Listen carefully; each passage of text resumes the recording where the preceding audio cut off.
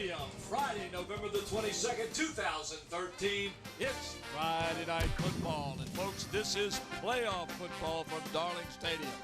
Good evening, everybody. I'm Paul Rowe. Frank Edgar will be here in just a little bit. And up here in the booth is Mike Hauser doing stats tonight. Welcome to the big game tonight.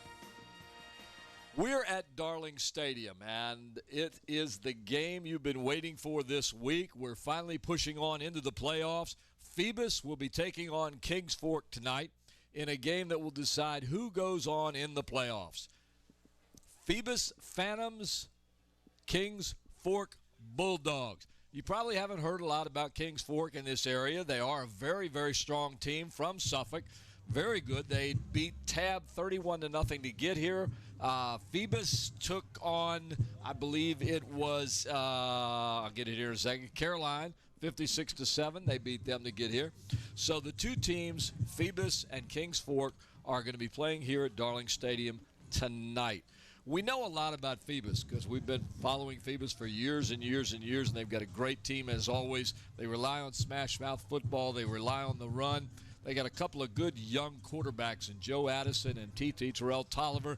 But Marshawn Williams is their showcase player. He's the young man you're going to see running the ball tonight, all night long. For Kings Fork, we're going to see some young kids you haven't seen before. They're going to be good.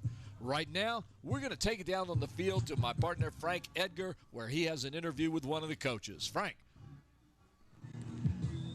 Thank you, Paul. I'm here with head coach Joe Jones of the Kings Fork Bulldogs. Welcome to Hampton, Coach. Good to have you over here at Darling Stadium. Thank you very much, sir. We're excited to be here. Great night for football. It is a beautiful night here. You got a tough opponent tonight. Let's talk first a little bit about Kings Fork football. I understand you're in your 10th year over there, and you're in your 6th year of coaching. How has it been to coach at Kings Fork High School? It's been great. Yes, I took over. This is our 10th anniversary of the school, and my 6th year there. And you know, we've had some bumps and bruises on the way up, but we've been working hard over the last 6 years to get our program to be in games like this, to get to the point we're playing in big football games, and our kids are starting to get used to it, and that's what we want. Well, this is your 2nd year in a row in the playoffs. You lost a tough one last year. You came back this year, defeated a tough Tab Tiger squad, 31-0. What did you learn from that experience? Well, it was great from last year. You know, bitter disappointment last year, a tough way to end the year, but it motivated us in the off season. And our motto in the off season was we want to finish games and we want to raise the bar. And, you know, so far to this point we have. And I think that experience last year, even though we lost a lot of seniors, we had a lot of kids that we dressed for that game, and they got used to being in that big playoff atmosphere, and that's come in handy. We're a young team this year. We have 11 seniors, about 5 or 6 who really play a lot. So we have a lot of kids coming back next year, and kids are excited about this year, man. We don't want to be finished. I don't blame you on that.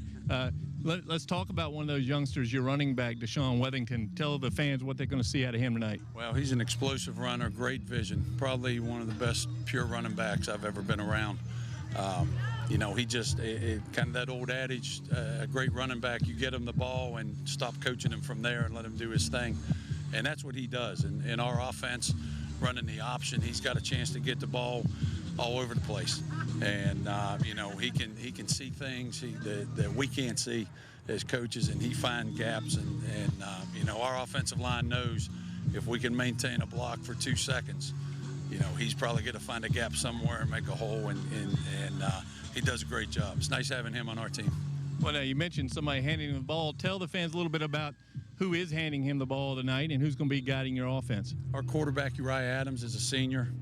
Just could finish talking to Uriah. I've been coaching him since Pop Warner when he was about 8 years old. And when we decided to go to the option offense, he was in 8th grade. We play middle school football in the spring. And I get to coach across the street at Kings Fork Middle School in the spring, so we installed it. We went to the source, to Georgia Tech and Navy, to learn how they ran it, and he picked it up great and has progressed every year. And he's the trigger man in it. He's the guy that makes the calls. You know, we send in plays on the sideline, and you'll see tonight half of them he'll change at the line of scrimmage, depending on what he sees. And he usually gets us in good situations and makes some pretty good decisions. So, you know, we're excited about him. Well, finally, I'm going to talk a little bit about your opponent. What do you expect out of Phoebus tonight? You talk about the bar being raised. Well, you're here at the big level here in state of Virginia. You got the Phoebus Phantoms. What do you expect out of them, and how do you expect to stop them? Well, you know with them, they're big, strong, fast. They play smash mouth football. Got a great running back. And I got to say, being a Hokie alum, I'm looking forward to see him run next year.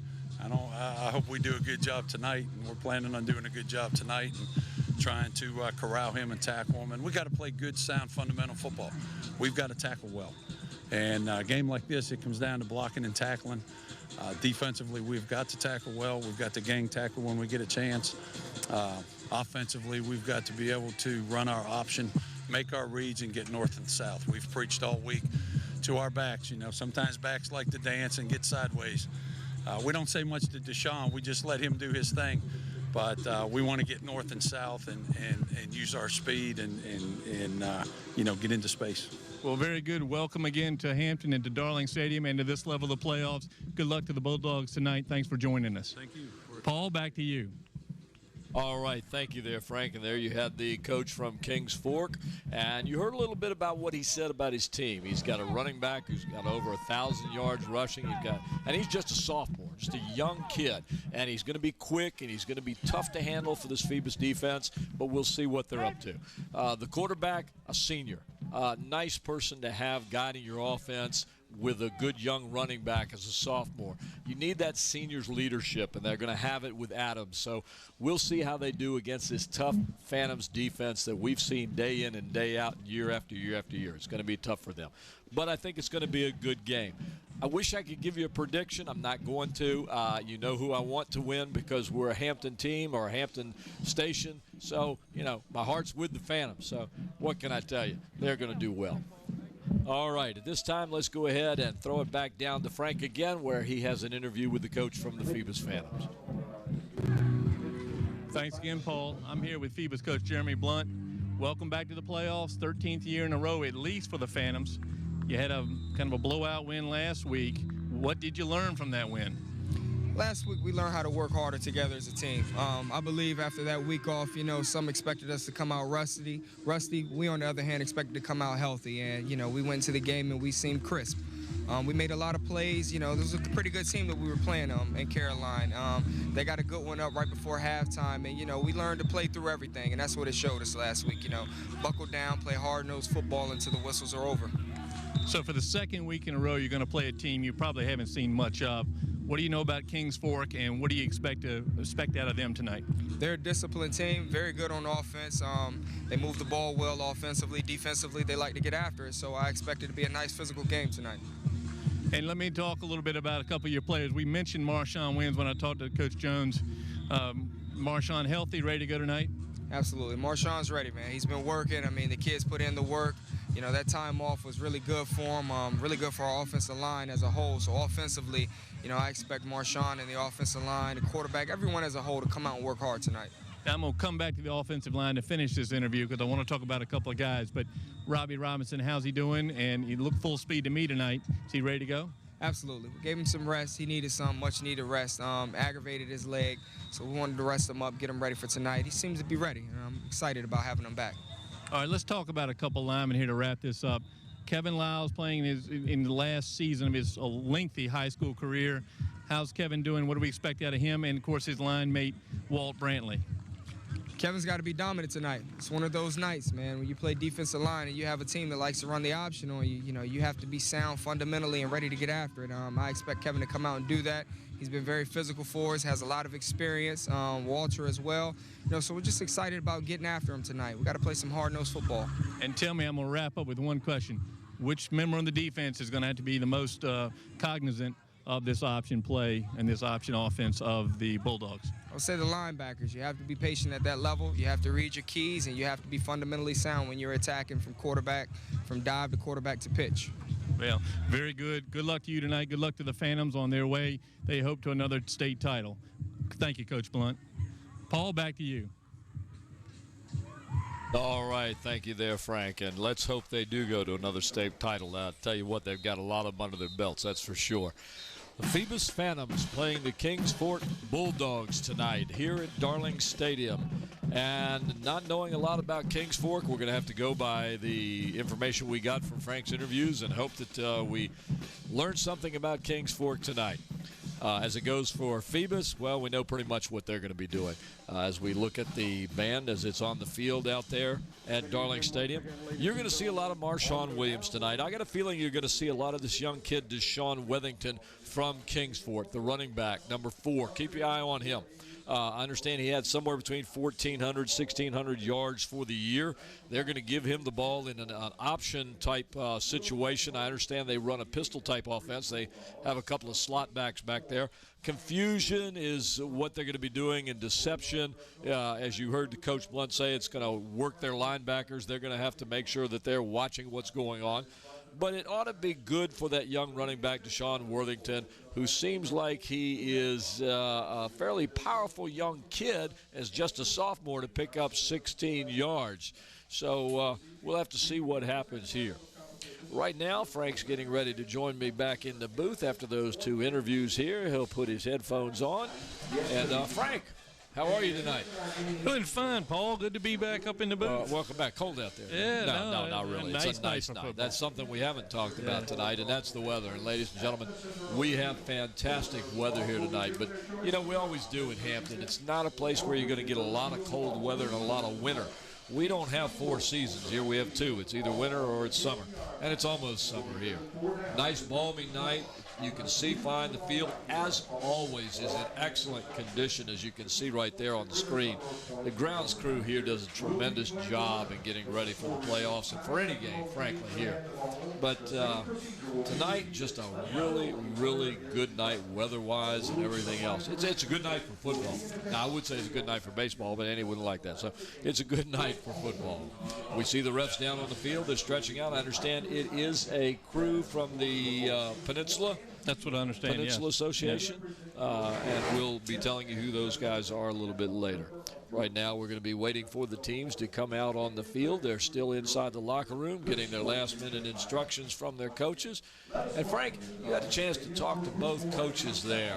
And, of course, seeing it on TV here, they look pretty calm and, you know, straightforward about everything. No nerves down there from these guys. None that I could sense. You know, it's November. It's Phoebus. So the Phantoms are here again. And in what's become an annual tradition, I think 13 years in a row, at least as far back as I could go in the research, and many state titles in that group. I know they want one this year. With Coach Jones from Kings Fork, new school really, Paul, 10th year in football. Beautiful school over there in Suffolk. Their size is what? This is just over 1,000, 1,400, something of that range. Yeah. Kings Fork is no stranger to playoffs in athletics. They have had terrific basketball teams, having won the state title just 3 years ago, I believe, and a couple of those players actually playing Division I now. So they have some athletes over there. They haven't had any football success until the last couple of years, and they were in the playoffs last year, dropped a 16-15 game in the first round last year to Lakeland, a tough loss, and you heard the coach talk about inspiring them, some very Phoebus-like to be inspired by a loss in the playoffs. But they're back here this year. They whipped a very good Tab Tiger team last week, 31-0. So they're here to play. I didn't sense any nerves. What I sensed was a very sharp coach with a good eye who looked at the Phoebus tapes. He actually had mentioned seeing the little clip I've seen this week of Marshawn Williams and his runs against Caroline County last week. And he told his guys they've got to tackle him. The first guy's got to hang on. You got to hang on. And he was talking about seeing Williams throughout the year and about the problem teams have had tackling him. And that's been the problem. The first guy can't hang on to him. And most defenses can't hang on to him. And that's something that I've been hearing, too, is that as good, and you mentioned it, Kings Fork has been good, especially for a new school, but they were lacking something in the last couple of years, and that was defense, is what I understand.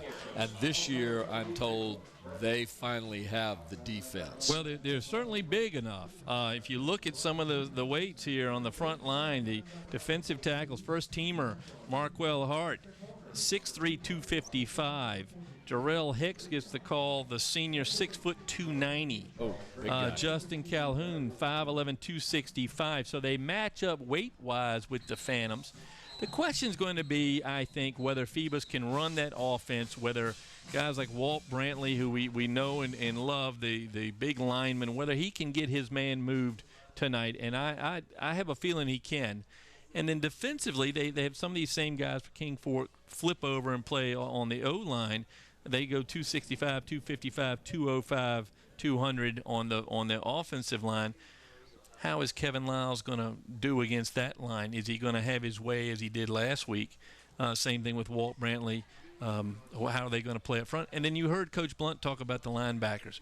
Watching this pistol formation in the option, the option offense they run, can the linebackers step in and make the right call early? Because I think if Phoebus gets up and they're running Marshawn Williams like they like to, this could be a very long night for the Bulldogs. I do feel like we got a football game here in front of us. I don't think this is going to be a 56-7 blowout like it was last week for Phoebus. Well, I hope it's a good game, but all the years we've been doing this, you see Phoebus, and it's the same thing every time. It's hard-fought, smash-mouth football, and they bring a style of play to the playoffs that most of these teams are not used to or just plain haven't seen before.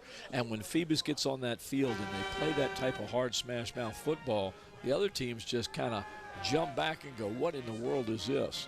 And I think Phoebus has got to come out and do that again, which they always do. And I'm curious, like you are, how is Kings Fork going to respond to that? Well, it's going to be a challenge for them. And I think one thing that really helps Phoebus and will hurt Kings Fork tonight is the experience of playing this late in November. These young men, and I mentioned Kevin Lyles, one, because I love the Lyles family. We've watched his brothers play. They're great players. Justin Boombox Lyles was one of our favorite. It seemed like he played forever.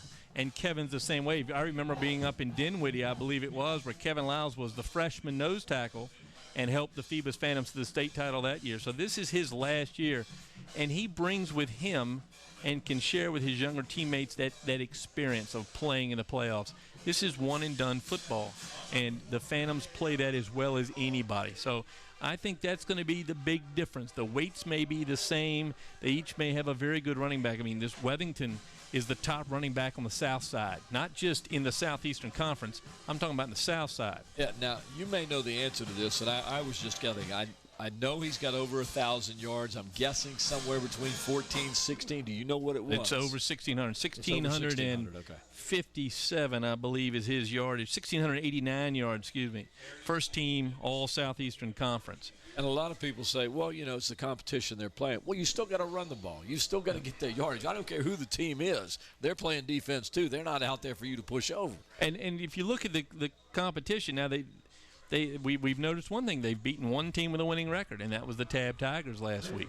But they've played Great Bridge in a great game and beat them by one in double overtime.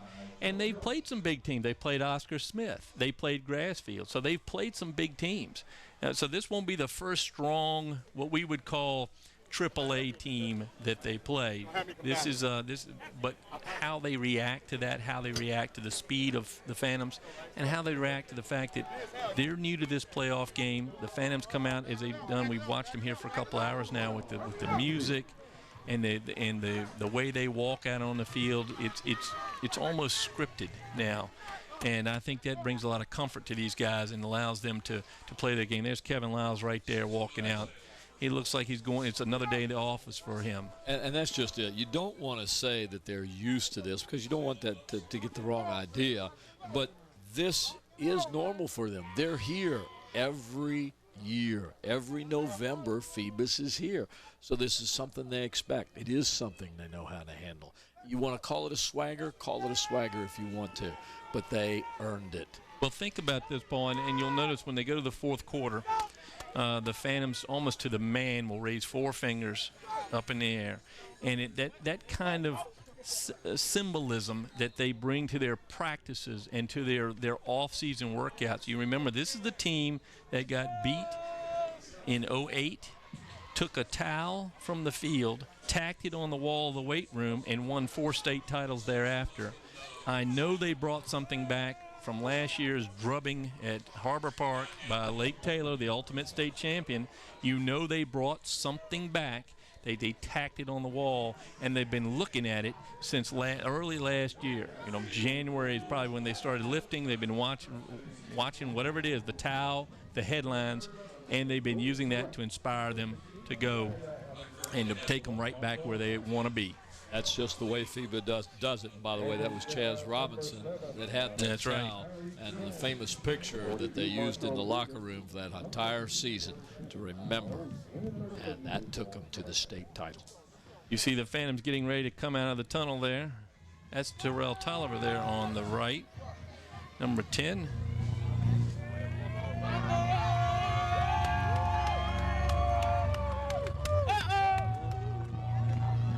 Here come the Phantoms out of their tunnel. The captain's now meeting in midfield. And you recognize the numbers of the captains, of course. We've seen the Phantoms in their lineup many times. Come the Phantoms, they're into the end zone area. The flag will lead the way. They're jumping up. Phoebus won the toss. Phoebus defer their option to the second half. So Phoebus has won the toss. They'll defer, let the Kings Fork Bulldogs take the ball first here at Darling Stadium tonight on this 50th year commemoration tonight, November 22nd. Paul, that's all certainly a everybody's historic been day. Talking about today. Well, it's kind of good to get to a football game after some very important and memorable scenes today on television. Very memorable. I tell you that most people that were alive during that time can tell you exactly where they are as you see the captains for each team, particularly Phoebus coming off the field. But we're coming to the fans tonight with color television, something that 50 years ago was not, certainly wasn't in the Edgar household, and wasn't very popular. I think I've heard the word black and white TV today more than I've heard any other thing but the word Kennedy. A lot. I can tell you that. There's not a question about that. There are the Phantoms getting ready to start this off. The Bulldogs in their gold tops with their maroon helmets. And the Phantoms in their easily readable blue with the gold numbers. Phantoms have a white-on-white jersey that makes it very difficult for us announcers. But tonight they had their famous blue with gold numbers and gold helmets. Which is really nice. Here's a little Walt Brantley getting ready to go. And nothing little Kevin about Lyle. that young man. Back deep for the Kings Fork Bulldogs, number 7 on the far side of the field. Looks like Tyquan Weston. In the middle is the running back we've been talking about, Deshaun Wethington. And it looks like, I can't see from this side here, is that number 11? I think it's number 1, Traylon Cox. Traylon Cox. Yeah. Cox, all-district honorable mention as a return man. Danny Antonius getting ready to kick off for the Phantoms. And ladies and gentlemen, we're underway. The ball will go to the right side to Tyquan Weston. He'll take it off the far side. He comes back this side. He gets an opening. He's got it wide open. He's at the 30-yard line. He's to the 40. He's to midfield. He's still got open territory. And he brings it down to the Phoebus 43-yard line. Well, Elijah Philippe with a tackle there to save probably another 20 yards for the Phantom. What a return and what a start for the Bulldogs. Here we watch the replay here. The kick is to the side. Danny Antanas puts it right where he wanted it, away from Wethington. But here comes Weston right across the screen. Breaks tackling. Great blocks there. Surprised we didn't see a flag, as so often we do. There's a fumble there, Paul. The play started during the replay. It was one of the option plays.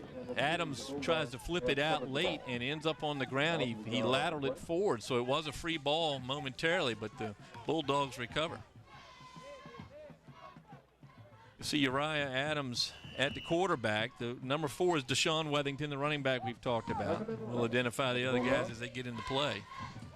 All right, they come to the line. Uriah Adams in the quarterback position. The ball goes to him. He comes to the near side of the field. He's hit by a Phoebus tackler at about the 49-yard line. That looked like for the Phantoms number 5, and that is Antonio Brown. making the drop in the backfield. So that'll be a loss on the play for Kings Fork, bringing up 3rd down and long. Well, Coach Blunt's got a smile on his face after that. That's what he was talking about in the interview. The linebacker's going to have to read this option, and that was a beautiful read by Antonio Brown, the senior.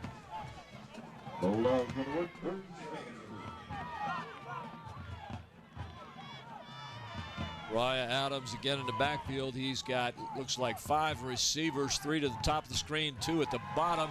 He looks to pass. He's pressured hard by the Phantoms. He scrambles to his left, throws, and almost intercepted by the feet of his Phantoms.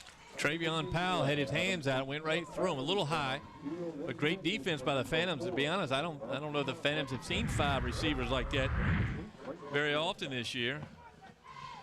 Good rush there by Brown, right up the middle. And the throw, dangerous throw by Adams. Going into triple coverage right there. Punter is Austin Wall for the Bulldogs. Wall, first team all-conference punter and kicker for Kings Fork.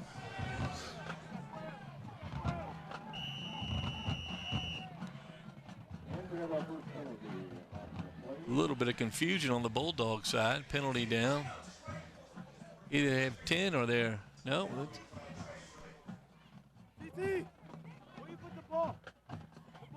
Flag thrown in the Bulldog backfield. Substitute infraction on the defense. 5-yard penalty. Still 4th down. Penalty against the Phantoms. Called by the the referee. Looks like Terrell Tolliver, one of the deep men for the Phantoms, and I'm trying to find out whether it's that's Antonio Biggs, Antonio number 20. Biggs, yes. That's what I kept thinking. Biggs and Tolliver back deep. They'll stand at about the 10-yard line. The punt gets off. Oh, it's a short punt. It'll take a bounce to about, It's like going to sit on the 15. The 15, no, 14, maybe 15. But I think I jinxed the punter there at all conference. That's not much of a punt right there. Well, I also noticed the snap was a little slow too, and which may play into this thing later on. We've seen that happen quite a bit. Quite a bit. Well, now you get a chance to see the offense for these Phoebus Phantoms. In the backfield, they're going to have number 42, Marshawn Williams. I'd suggest you keep your eyes on him. The quarterback's going to be Joe Addison, the transfer like Marshawn Williams from Hampton High for his senior year. Addison gets the call behind center. Addison gives the ball to Williams. Williams up the middle. He'll get about 3 yards on the play. Once again, Williams not tackled by the first guy that hit him. I don't think he's ever tackled by the first guy that was Darrell Hicks at the bottom of the pile for the Bulldogs.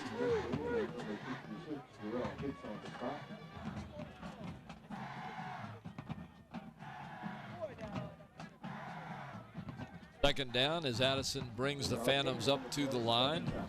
Marshawn Williams, the deep back. Terrell Tolliver out at the top of the screen.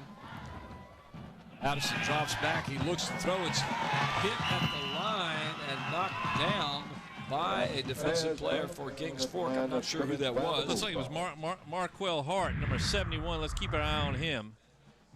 6'3", 255. Let's see if it's his hand. Nope, it looks like it's number 66, Darrell Hicks, who's having a good start defensively. Now you've got 3rd down and about 6 for the Phantoms. Will we see Marshawn Williams try to get it outside, or will we see Addison try to connect with someone like Terrell Tolliver? He's got him loaded to the left, the bottom of the screen. He gives it to Marshawn Williams. He finds an opening in a crease. He gets to the sideline. He's in the 40, the 50, the 40, the 30. He's going to go to the 20, the 10. He's going to go all the way. Touchdown, Marshawn Williams on 3rd and 6. He takes it to the house. Well, they're not a flag on the play either, but the block of the night so far and maybe of the game, Antonio Biggs. Watch the block by the fullback. You'll see him coming right in front of Williams. He comes in with him and then seals it off right there. And that's all it takes. Also a nice block out there by Phoebus' number 80. And look at Marshawn Williams. Look at that speed. And Darius Knight-Elliott with the other block. So the two of them during the play. Sideline warning. Phoebus. A sideline touchdown. Warning. Here we go with the don't get too excited. It's just high school football call. Antenna's up to make the extra point here. Kick is up. And it's good. So with 9:13 left here in the first quarter, the Phantoms strike first as they lead it 7-0 here at Darling Stadium, November the 22nd, 2013. Well, that's exactly what we expected to see. There's Marshawn is going to have to get a little oxygen there after that run. Of course, he had, I believe, last week, 150 yards in the first half. Yes. Finished it over 200. We're going to run that touchdown again. And that touchdown was? Yeah, 3 plays, 84 yards.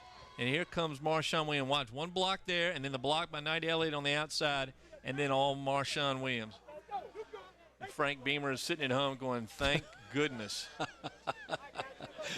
I thought it was interesting that the coach, Jones, for Kings Fork, is a Hokie fan, and said he was looking forward in a way for Marshawn going to Virginia Tech. Maybe one piece of him, one little piece. That's what. But, of course, no surprise to Coach Jones. That's exactly what he was planning for. That was just good blocking by the Phoebus Phantoms. Trenton Cox, Tyquan Weston, and Deshaun Wethington back deep for Kings Fork. Let's see if they shuffle them around a little bit. Antonos getting ready to kick off. I'm never sure about that name. Antonos. Yeah. I've heard it 3 different ways. I was going to go with Antonos tonight. Antonos. Short squibby kick gets to about the 30 where it's picked up on number 22 for Kings Fork. He slides down about the 40. Duke Santora picks the ball up, makes his first run of the night. Starting slot back. And Frank, I've been told it's Antonis. Yes. Antonis. Great year by him as a kicker. You know, Phoebus has had a line of very high-quality kickers. So Santora gets the ball down to the Kings Fork 40-yard line. It'll be 1st and 10. The last time Kings Fork had the ball, Phoebus kind of shut him down. We'll see what happens as Uriah Adams. He of the green socks, easy to pick up. At a line. He pitches out, but the Phoebus Phantoms are all over that. And that pitch looked like it went to number 4, Deshaun Wethington. And when he got that ball, Frank, he had 2 Phoebus Phantoms staring him in the eye. Well, I'm going to tell you, he earned his stripes there just by catching that pitch. Pitch was behind him. That's the second one that's been off. He had to reach back and get it. And by the time he squares up again, he's dead meat. That time, though, you see Phoebus' number 22, Travion Powell, get twisted up a little bit. He's limped off, and he's come off. So Powell is off for the Phantoms. Adams with the ball. This time he rolls left. Looked like he wants to throw the ball. He's looking, throws short. It bounces off the receiver's hands and lamelessly falls at about midfield, incomplete. Sergio Grant paid the price that time as he got plastered when he missed the catch. Just a little short pass, trying to do anything to get the ball downfield. It goes right through his hands, and then Kevin Lyles introduces him to the turf at Darling Stadium. And Troy Durham was about 1 foot from a pick right there. So not the start that Coach Jones wants for his Bulldogs. Not at all. So far, this tough Phantom defense is playing real well. It's 3rd and long now for the Bulldogs. Adams gets the center, drops back 2 steps, fires quickly on a slant pattern, and it is dropped, and it looks like it almost was intercepted. That's Jacques Moore Roberts. It almost came up interception. I think there's a discussion still about whether he caught it. Yeah, it looked like Jonathan Holloway, number 8, was the intended receiver, and the ball was there. It came off his hands and almost intercepted. Darius Jones on the coverage for the Phantoms. Very nice coverage. So Biggs and Tolliver drop deep to about their own 30-yard line as it will be 4th down for Kings Fork with about 13 yards to go. The punt is up. It's a lot better punt. Notice the nice spin on bounce on it. And that ball will get down inside the 20-yard line to about the 19, where Phoebus will take over 1st and 10. In fact, they're going to mark it at the 20. So it'll be 1st and 10 for the Phantoms with about 8 minutes to go here in the first quarter. The Phantoms leading by a score of 7 to 0. How about 7-0? 7-0 on a Marshawn Williams long run. In fact, I think Marshawn's run probably lasted longer than the Bulldogs have had the ball so far. They've had trouble. I think the passing hasn't been bad. Adams looks like he can put the ball where he wants. He's had a couple go right through his receiver's hand. Madison gets it. He looks to pass. He just gives it to Marshawn. Marshawn up the middle. He gets over the 20-yard line, but he won't get much further than that, maybe a yard or two. A nice play out there by Notorious Brown, number 11 for the Bulldogs. Brown at the bottom of the pile. Notorious Brown. What a name. Brown, just a sophomore. There's Brown grabbing an arm. And number 66, Gerald Hicks, who's played very well so far from his nose tackle position, in on the tackle. Bill Addison from the shotgun formation. Marshawn, the only back there. 3 wide outs, 2 to the right. He goes, throws the ball low. Looks like the intended receiver was, I'll get a number here in a second. I think it was Darius Jones. 15 maybe? Just a bad pass Yes. from Addison that time. Jones didn't have a chance. Fortunately, the ball went forward for the Phantoms. Otherwise, he could have covered it up, but it would have been back where he landed on it as a fumbled lateral. They might have picked up some yardage there. A quick little pass to the outs. Give him some open room in a one-on-one situation. Let him maneuver. 3rd down's where they've been dangerous so far. Yes. Seeing how they've only had one. That's right. And they come up with that same formation. 2 receivers down here to the near side of the field. 1 wide out to the right. Addison and Williams in the backfield. The ball goes, of course, to Addison first. Then he gives it to Marshawn Williams. He's off the right side, breaks the tackle, gets across the 25, but he's going to get stopped at about the 27-yard line. So it's going to bring up 4th down and about 2 or 3 for the Phantoms. Well, nice defense that time, and this is what Coach Jones was talking about, trying to have the first man to hit him at least hang on long enough. And you'll see, and I think it was Notorious Brown right there, had his foot long enough so Gerald Hicks and company could bring down Marshawn Williams. TT dropping back in punt formation. He's at about the 13-yard line. We've got some movement on the line. The punt goes off from about the 15. It'll hit at about the Kings Fork 40, where it will drop dead right there and be down by the Phantoms. Is that punt by Tolliver or by Tiger Woods? That was about his. That was a nice punt. He put it right went on the boom spot. And stayed right there. Hit the 40, stayed on the 40. Bulldogs with their 3rd possession now. Let's see where they can get moving. Again, I think Adams has thrown the ball well. He's going to have a receiver pull it in. Yep. And Kings Fork has had some good position on all of their starts here. The first one was in Phantom territory. The next 2 have been about the 40. Kyle back out of here in his cornerback position for the Phantom, number 22. Movement. Whoa, missed him, and now they finally get him. Sorry about that, folks. The runner was spun down about the time he got the ball by a Phantom, and I'm not sure which one that Walt was. Brantley that had him and spun him, and fortunately for Wethington, not followed him. But then tackled by Harry Lewis, caught him in the backfield. And it goes back, he lost another 5 yards. See, there's big Walt. Man. Yanks him down, and Wethington doing what everybody else would do when a 300-pounder gets hold of you, run away. Harry Lewis tracks him down. So now from about the 28-yard line, Adams running toward this side near the 30. He's chased by the Phantoms, and he'll be brought down at the 35-yard line, so he will pick up some yardage. Well, Tremaine Sweat, what a charge by Sweat as he chased down the quarterback. What speed by the big senior, number 58. Slowed him just a hair. Time to let the other defenders grab him, throw him down. So far, a good containment by the Phantoms. A very quick quarterback. Very good defense by the Phantoms. And Uriah Adams showing a lot of speed. Now he's got 5 receivers, 3 toward the top of your screen. 1 goes in motion. They give it to him. It's number 4. He'll go on the round left side. He finds an opening, gets midfield, and is finally brought down at about the 48. He'll have the first down. for Kings Fork. That was number 4. That's Wethington. That is Wethington. What a nice run, and now you see where he picks up all those yards, especially here at the end of the run where he puts his hand down and gets himself a couple more yards. Beautiful speed around the corner. Little miss there and a big miss there, and you see Wethington able to keep his balance, pick up another 5 yards. So that's going to give Kings Fork the first down. It'll be in the Phantom territory. 2 receivers on this side, 1 up to the top. Adams with a long count. He gets the ball, hands it off quickly, and back to the line of scrimmage is Wethington. Wethington landed on by Walt Brantley.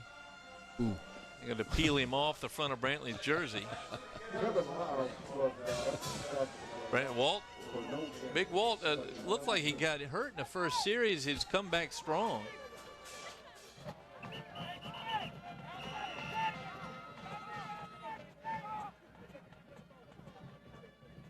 Official timeout taken as they tie a shoe.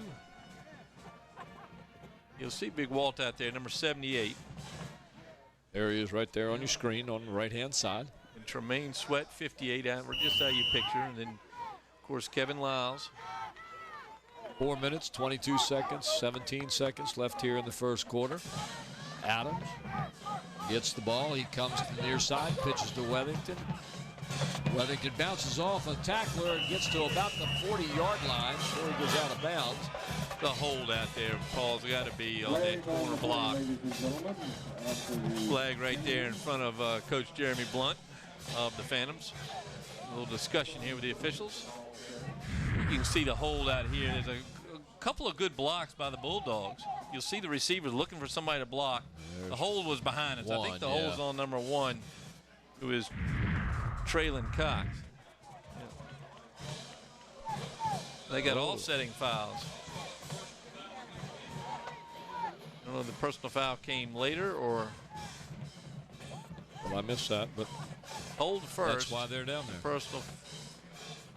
So they're going to walk it off. Block in the back. Offense. 10 yards from the spot of the foul. Dead ball. Personal foul. Defense. 15 yards. Still second down. So the ball travels a little farther than anybody else on that play. Back 10 and up 15. Will result in a 5-yard pickup. And it'll be second down and about 2 yards for a first down for Kings Fork.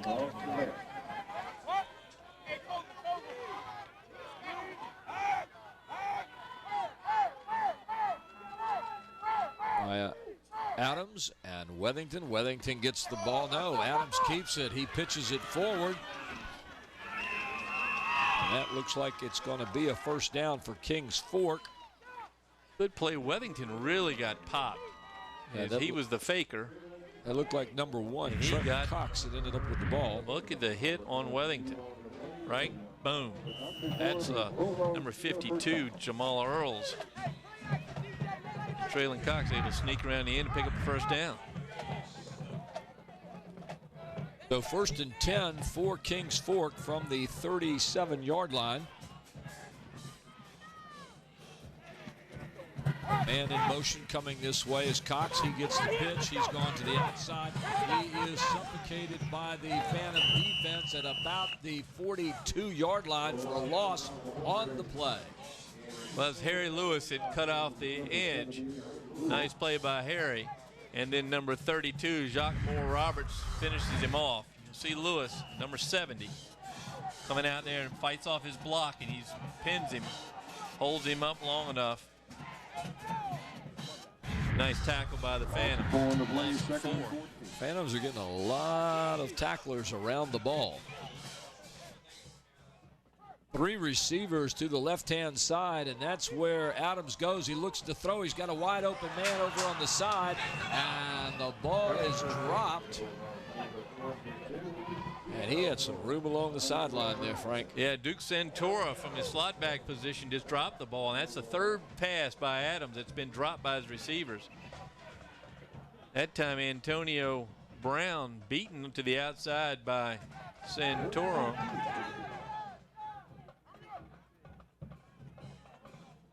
Phantoms switch up the defense, expecting the pass here. 3rd and long, 3rd and about 14 from the Phantoms' 41-yard line. Kings Fork with the ball. They're behind 7-0 here with about 2:52 left in the first quarter. Timeout. Phoebus. And Phoebus will take a break here to talk things over. Well, this is the Kings Fork's best drive so far, and they've picked up a couple of first downs. You see the variety of offensive sets from that original pistol lineup. And when I say pistol, I know a lot of people hear that as kind of a catchphrase, but quarterback's usually 4 yards or so behind the line of scrimmage rather than the deeper part if he was in what was called the shotgun. And we're getting some rushing stats thanks to Mike Hauser. 9 rushes so far for Kings Fork, -1 yard. So despite the fact they've picked up a couple first downs here, they still have a lot of ground to gain. They do, but right now they're trying to confuse this Phantom defense by spreading it out and running all these options, as the coach spoke to you about earlier today. And yes, it's working, but no, it's not. Well, speed cures. Yes. And that's what's happening here. You're looking at guys on that Phantom defense that have played, again, like Kevin Lyles, who's stepped back now, playing a linebacker spot. If you've noticed, he's done like his brother, or Boombox would step back and play linebacker. Now Kevin has stepped back and in that linebacker spot. And he's allowed to do that with Jamal Earls up front and Walt Brantley and Tremaine Sweat. And they've seen just about every defense, I know, or every offensive set. Certainly Kevin Lyles now 4 men down for the Phantoms. And there goes number 4 again, Mr. Wethington, around that left-hand side. And that play seems to work well for them every time they run it. They put the man in motion from one side to the other, and he gets to the quarterback about the time the ball is hiked. And he's getting good 5 yards every time on that play. Well, this time the big tackle freezes Harry Lewis, and he's able to get outside of Lewis, but not before the other teammates come over there and catch him. That's number 62, Robert Kelly, playing left tackle. Nice play by Kelly. But they're going to have to punt. And I'm going to venture this, though, that if Kings Fork can just continue to control the ball like this and keep it out of the hands of Phoebus' offense, they'll be happy. The punt comes from about the 45, hits at about the 10, bounces up, and it's going to rest at about the 5. Tiger Woods has made an appearance for the Bulldogs. A very nice punt as he puts it right inside the 10 and rolls it to the 5. So Phoebus Phantoms once again starting from deep inside their own territory. Of course, first time that happened, Marshawn broke out with about an 80-yard touchdown. The second time they were stuck right where they were.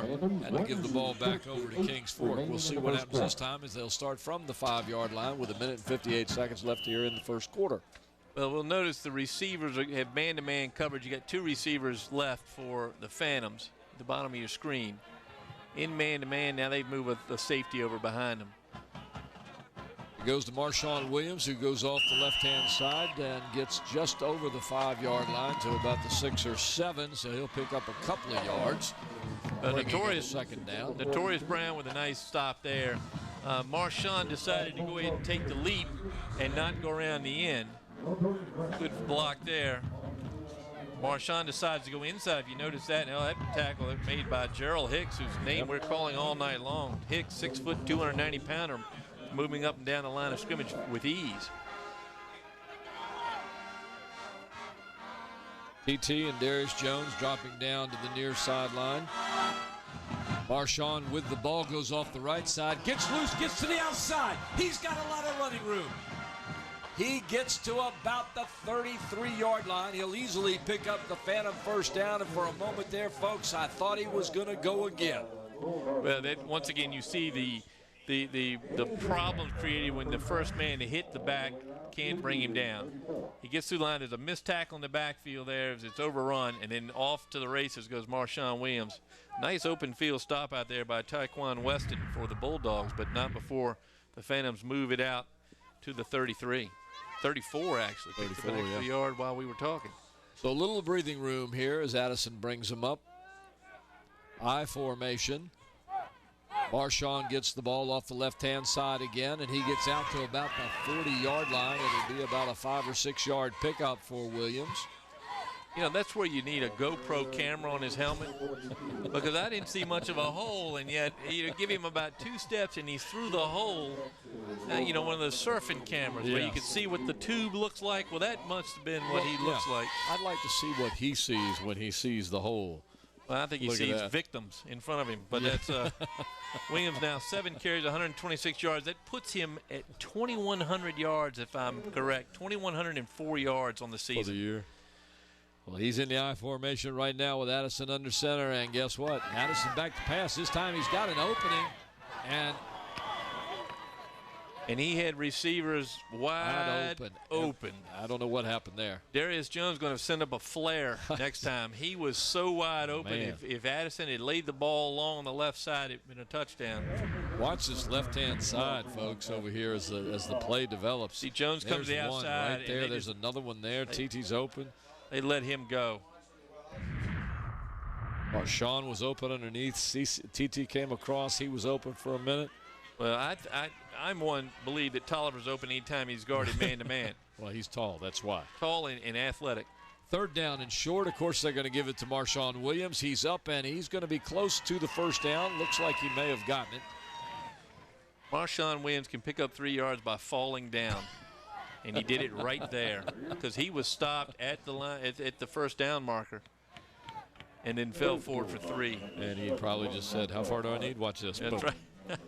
Got it. So Williams now, as I recall, was 22 yards short of 2,000 coming into tonight. Thank you, Dave Johnson, the Daily Press. And he's gotten plenty of yardage there to get about that. 130 now on the night. All right, so there we have the end of the 1st quarter here at Darling Stadium on November the 22nd, 2013. The score, the Phoebus Phantoms 7 and the Kings Fork Bulldogs 0. Well, now we're going to see the Phantoms go with the wind. The wind blowing out of the southwest tonight, which brings us a nice warm breeze, but it does make it easier to go from the west end to the east end of the field. And breeze can be quite strong at times. May affect the kickers a little bit tonight. Phoebus, of course, does not want to get into a battle of the kickers because they don't want to be that close. No. Not they don't have a good kicker. They just don't want to be that close. And Phoebus doesn't care really whether they're going with the wind or against the wind. Marshawn Williams can still run. We have any stats on Adams? I was going to say no, none yet, but we'll get some stats on Uriah Adams, who I'm sure is over there. And I'm sure Coach Jones, who I was very impressed with, is telling him, look, keep throwing the ball where you're supposed to throw it. Your receivers are there. They're going to come through. It's just, you know, you're hearing some bigger footsteps with the Phoebus Phantoms. Yeah, I've been surprised. Like I said, we've seen some drop balls here by the Kings Fork team, and they would have had some good yardage if the receivers had just held on to them. And speaking of holding on to it, let's see what the Phantoms can do here with 1st and 10 from their own 45-yard line. Addison out of the shotgun with Williams beside him. 2 receivers at the top of the screen. He gives it to Marshawn Williams. He breaks through. Oh, he's got the opening. He's over the 50. He's down to the 40. He breaks another tackle. He's to the 35. He breaks another one. He's to the 30. He breaks another one. Shall I just keep repeating this, ladies and gentlemen? 5, 10, 15, 20, 25, 30, 34, 30 yards. Well, here's a replay. We'll see what Paul was talking about there. Oh, my goodness. It goes through 2, by 1, by another one. There's a foot tackle, doesn't work. By that one. He hangs on long enough, but not, I guess not long enough. But Marshawn Williams, the only thing he did is a Chick-fil-A sandwich on that run. I mean, he's doing everything he can do. Beamer, I hope you're watching. And they can't, obviously, one-on-one tackling isn't going to work. No, it's not. This time Addison back to throw, and he's got an open receiver. There's a flag on the play. The receiver was number 11 for the Phantoms. That's Troy Durham. And Durham is one of those guys, we call his name probably 6 times a game, but he catches the ball as well as anybody. That time it looks like he got bumped from behind. Let's see what the call is. I'm looking at the white hat right now. Defense, pass interference. 15 yards from the previous spot. 1st down, Phoebus. Alan Denton is the referee tonight. Let's talk about the officials. We got a crew from the Peninsula Football Officials Association. The referee is Alan Denton. You've met him there. Umpire is Bill Allen. Linesman is Sergio Jimenez. Line judge Frank Burton. The side judge Rob Calloway. Field judge is Hayward Goolsby. And the back judge is Kenny Hayes.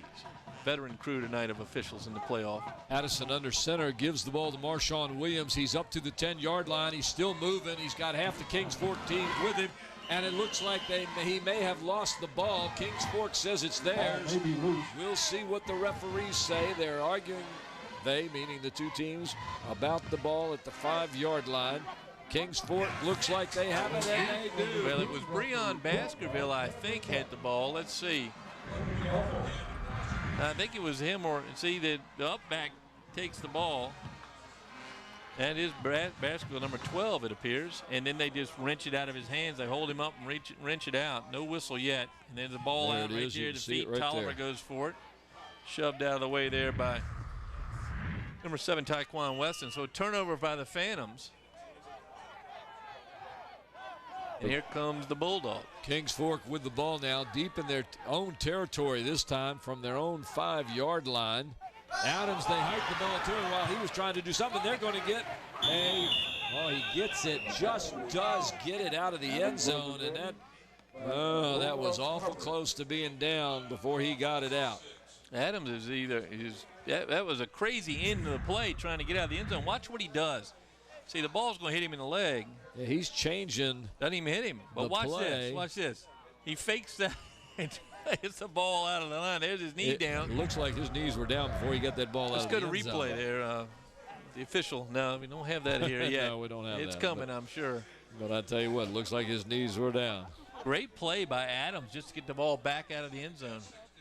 Adams gets it again. This time he breaks loose. He's got lots of room. This is number 4, Wethington. He gets it out to the 25-yard line, and he could have gone all the way on that one. Antonio Biggs looks like he hit this maybe a touchdown-saving stop. Is it Biggs? I can't see the other side of that jersey. No, it's number 21, Kenneth Giles, with the stop. Wethington just shoots through the line. You see how quick he is.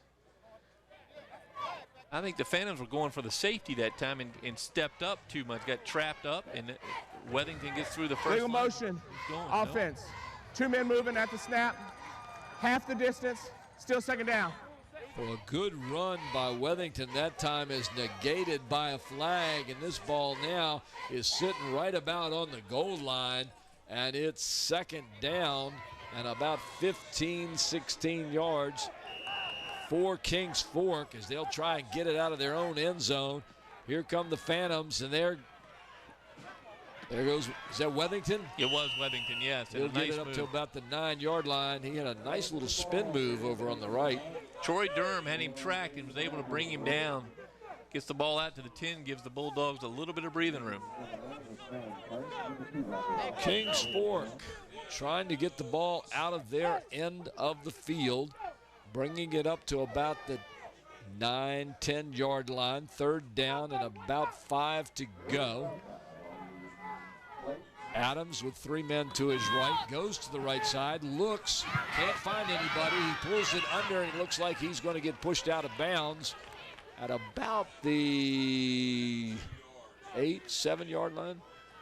Yeah, what a nice play by Harry Lewis as he mirrors the quarterback and just takes him out of bounds and shoves him out of bounds on about the 9, it looks like. No, about the 8. They move it over. Yep. So now we'll see that all-conference punter, Austin Wall, again. See how he does from his own end zone. Tell you what, it makes that penalty really enormous right now, as that was a first down and gave them breathing room, and now they're punting from their own end zone. Punt is up. Nice punt. Calling for a fair catch. And bobbled there by number 20, Antonio Biggs. Well, real nice fair catch. Smart play. Yes. And he made it. So now the Phantoms 1st and 10 from the Bulldog 35. Yeah, the best starting position for the Phoebus Phantoms tonight with 9:43 left in the half. They'll have 1st and 10 from the Bulldogs 35. I would say we'd see what tricks it has up its sleeves right now, but we know that Phoebus doesn't have any tricks. They just run, run, run. I think we're going to see the Marshawn Williams show on this drive as well. Addison from the I formation gives it to Marshawn Williams, comes to the right side, finds a crease, a hole, and gets down inside the 30-yard line near the 26. Well, that time Kane Miskell for the Bulldogs with the tackle at least started him down. They can't ever give it to one player because they can't get him down. But that time Miskell throws his body right at the legs of Marshawn Williams. That's probably one of the best efforts we've seen so far. See, Marshawn Williams makes his way through the line. And right there, nice tackle by Miskell. Miskell of 5'11", 170-pound junior. Addison with the ball, gives it to Marshawn Williams. He goes to the left side and just kind of slants off, picks up a couple of yards, got enough for the first down, it appears. So it'll be 1st and 10 for the Phantoms. Nice block in the front by Jamal Earls as he holds his man up and allowing Williams to slip around to his left side and pick up that first down. Earls and, of course, Brantley on the front line. Harry Lewis doing a great job for the Phantoms. Darius Jones, number 15, comes in. Antonio Biggs, number 20, goes out. TT goes to the top of the screen. Addison, along with Marshawn Williams in the backfield. They'll be there. Earl's actually in for Brantley right now. Addison gets the ball, gives it to Marshawn. No, he fakes it. He's got it. He's being rushed. He tries to throw it. And the Phantoms get close to the line of scrimmage, but that looked like a busted play there for a minute, Frank. Well, good rush from the left side. And that sacrificial lamb was Darius Knight Elliott, who made the catch right in the midst of the Bulldogs. That play didn't look good from the time it was snapped, but I'm sure the Phantoms will correct that real quickly.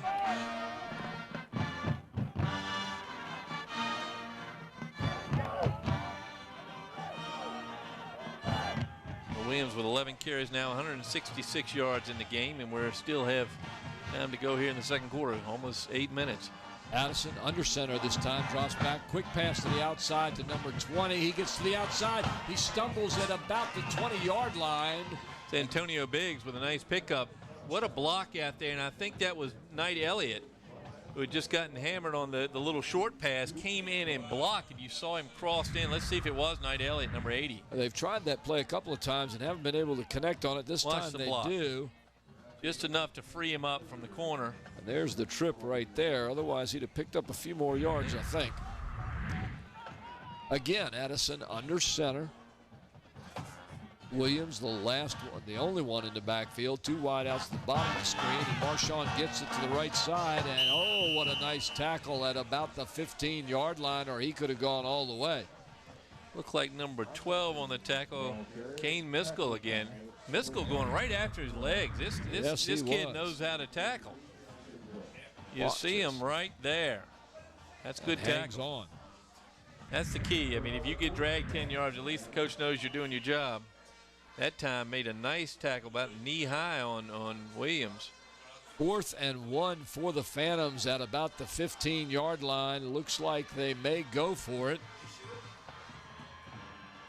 As I said, if you got Williams, he can fall down for 3 yards. So you give him, he's got big number 5, Antonio Brown, in front of him. Well, I figure if he just goes off the right-hand side, he's got plenty of room to go for it. Addis, well, he gets it, and he gets the first down. By that time, he runs right behind Walt Brantley at his right guard spot. Duke Santora with a stop for the Bulldogs, but not before Williams picks up the first down. See Brantley has his man just plastered on the ground. That's underneath 78 is a defensive player. I don't see who it is. But the hole created when Walt Brantley fell over his man and kept him on the ground. Nice blocking out there. One thing I did notice, though, but on that particular play, Williams was holding the ball a little bit loose there with one arm. Got to cover that up when you're going into the line like that. Well, Brantley creates the vacuum. The ball, they may have tried to pull the ball out as he pushes from his right guard spot.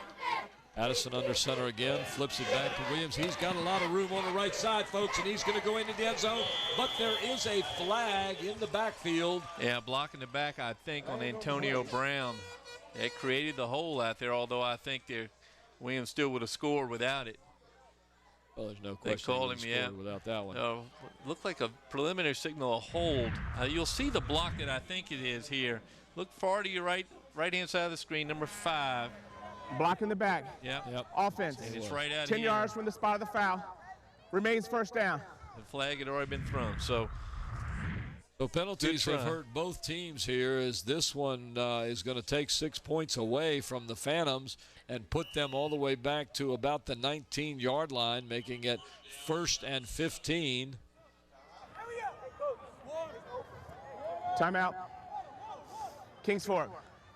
And we're going to have a timeout here with 5:53 left in the first half here at Darling Stadium. The score, Phoebus High School 7 and Kings Fork High School 0. Well, we've seen some great line play as we expected from the Phantoms. Carlos Henderson at the center tonight. Looks like I think he's the center, but he's certainly pushing well out there. Brantley, of course, on one side. Earl's playing on the left guard spot tonight. And they are playing very well as a unit, as always, giving an opening for Williams, who's now over about 170 yards for Marshawn Williams. And can you believe that? 170 yards for Marshawn, and the score is only what? Only 7-0. Only 7-0. Still has 5 minutes and 53 seconds to go in the second quarter. Ooh. He may pick up a few more. Yeah, there's a good shot of that line of Phoebus. A good picture of those guys. Henderson right in the middle, number 55. 1st and 15. Addison underneath center. Gives it to Williams. No, he keeps it himself, and he's got a man open, and he fumbles the ball in the backfield. He's hit by Kings Fork, and it looks like Kings Fork has picked up the ball. It looked like Addison had a man wide open on the left hand or on the top of the screen area, went to throw the ball, and he was hit by Kings Fork, lost the ball, and they have it 1st and 10. Addison may have hung on that ball just a little long. The receiver looked like he was open. You see him rolling out, and there's Durham, and there's no pass. Can't see him out there, but he had a chance to throw it, and his arm was hit while he was trying to throw. Tuck rule not in effect. And the fumble ball belongs to Uriah Adams and his Bulldogs. Kings Fork now with an opportunity to make something happen. They give it to number 4, Worthington. He picks up a couple of yards by going inside, gets it down near the 30. They'll mark it at about the 28, 29-yard line. No, they're going to mark it right at the 30. Nice tackle out there by Troy Durham. So he flips around from his offensive spot to his defensive position. Linebackers are doing a good job reading this option play by the Bulldogs. It's a good break for the Bulldogs, as it'll be 2nd down and about 5 from their own 30. Adams with the ball. He still has it. He has the option. He gets through. He gets to the sideline. He gets to the outside. Excuse me. And he'll get down to about the 36. Hassan Price with the tackle, the senior. This is just missed tackles by the Phantoms. They have Adams, and he's quick. But he gets around one, two, through 2, 3, 4. And then finally didn't get past Price. Nice tackle by Hassan. That'll give Kings Fork some breathing room, as they'll have 1st and 10 now from their own 36-yard line. They pitch it outside to Worthington, who breaks a tackle and gets down about to the 37. They'll gain about a yard on the play. Well, that was all Worthington that time. If you watch, Tremaine Sweat starts the game on the wrong side, starts to play on the wrong side, and he's in motion. You see him right there at the top, number 58. He's like, oh, no. Would have been the great end of my story there if he'd made the tackle, but he did not. And fortunately had some linebackers come behind him, but slowed down Worthington, which is hard to do. You see they keep going to Deshaun Worthington. There they go again, and this time he cuts back up through the line, gets out across the 42, 43-yard line. That time is Duke Santora got his first carry. Santora had a couple of one drop pass, and then that time ran the ball well, still short of the first down by about 4 yards. Yep, 3rd down and 4 for the Kings Fork Bulldogs, who seem to be moving the ball. I think, Paul, you'll notice the Phantoms, when they hit them pretty solid. I've seen some guys get up Like they've been hit like that the first time. Adams takes it, gives it to number 1. Trenton Cox around the right side. He gets close to the first down, but I believe he's going to be just a little bit short. Well, that tackle, I believe, was Hassan Price again from his linebacker spot or his defensive back spot. If you watch Price, that's the second time we've seen Price just stop a runner in his shoes. It was no forward falling that time. Price number 9. Kings Fork looks like they're going to go for it. And by the way, see TT warming up on the sideline over here. Yeah, we'll talk about that if they make the switch. Kings Fork gives it to Worthington. He's got the first down easy. He gets down near midfield, close to the 50-yard line, where it'll be 1st and 10 for Kings Fork with 2:52 left in this first half. Now, Deshaun Worthington, just a sophomore, 5'10", 180-pounder, but what a quick set of feet. Very quick. He's impressed me with his running. And I tell you what, this drive has been pretty impressive for Kings Fork. They're beginning to find their rhythm. Robert Kelly, again, left tackle, had a nice block that time to free up his running back. Adams back to pass, looks left, then right. Now he scrambles to the right. He's got an open receiver, throws it, and it's caught by the backup punter. 5 yards out of bounds. Good toss, just wrong receiver. Adams is doing a great job of escaping in the backfield. He's very dangerous. And he's good at finding some receivers and hitting them. 13 remaining in the half. The official timeout. We're trying to stop the clock. I've been told that Adams is 0 for 5 on his passing tonight, but I'm not going to say it was his fault on a lot of them either. He's had some drop passes. We do have a timeout here with 2:09 left in the first quarter. Yeah, I would say he should be 2 of 5, 3 of 5, something in that range. There's Terrell Tolliver. It's just a sophomore. It seems like he's been playing for years. It's a sophomore and the starting quarterback last year. They're going to try to start to play with a water play. And now his own man just stepped off that. Now, I don't know how in the world that's not called. And, boy, they haven't started the clock. They haven't started the clock. No, Kings Fork came out there while Phoebus was still huddled up over here. Kings Fork came out, lined up, wanted to play. They wanted to hike the ball, and the referees had to step up there and say, whoa, whoa, whoa. Well, then Phoebus came running out, and then the Kings Fork players started moving. But, again, you haven't called time back in yet. No, they haven't tried the quick snap play yet tonight, so that was an interesting combination. Of course, the referees are huddling over there. Let's see, no flags on the play. Just early start by Kings Fork. Kings Fork looking like they're trying to speed things up. Well, yeah, they would like to get a score before the half ends. And the referees are saying, hey, gentlemen, wait till we start. So here's Adams with the ball. He's going to the right side. He keeps it himself, and he is stuffed by the Phantoms for a 2-yard loss. As he had nowhere to go. Tremaine Sweat again, who holds his ground. Sweat has been very good this first half for the Phantoms. There you see the Phantoms number 15, Darius Jones on your screen. You know, Paul, the option when it's run well looks so simple. It looks like a simple concept. It is. If you don't have the hole, pitch it to the back, it may have a better shot, but it's not that easy. It may look like you have a hole, and then you really don't. Adams doing a good job. There's the motion by Cox. Here comes Adams to the near side here. He flips out to the outside. Number 4, Wethington, and that ball falls incomplete again. So the Bulldogs just not clicking in their passing game tonight as they're 0 for 6 now, and that'll bring up 4th down and long, 11 in fact. So it looks like Kings Fork is going to have to give the ball up once again to the Phantoms with 1 minute and 37 seconds left. And be careful with these two guys back there running, TT Tolliver and Antonio Biggs. Either one of them can break it and go long. Austin Wall in the punt for the Bulldogs. Low snap. A line drive punt that's picked up deep in the territory, and Kings Fork is going to pin Phoebus down at about the 12-yard line. Give it to Biggs. That's a little Marshawn Williams action right there as he dragged two guys and picked up some important yardage. Rather than starting at the 9, they're going to start on the 12. Another good punt off the one hopper. And notice his punts roll forward. That's a great gift. There at the 9, but watch him drag his tacklers.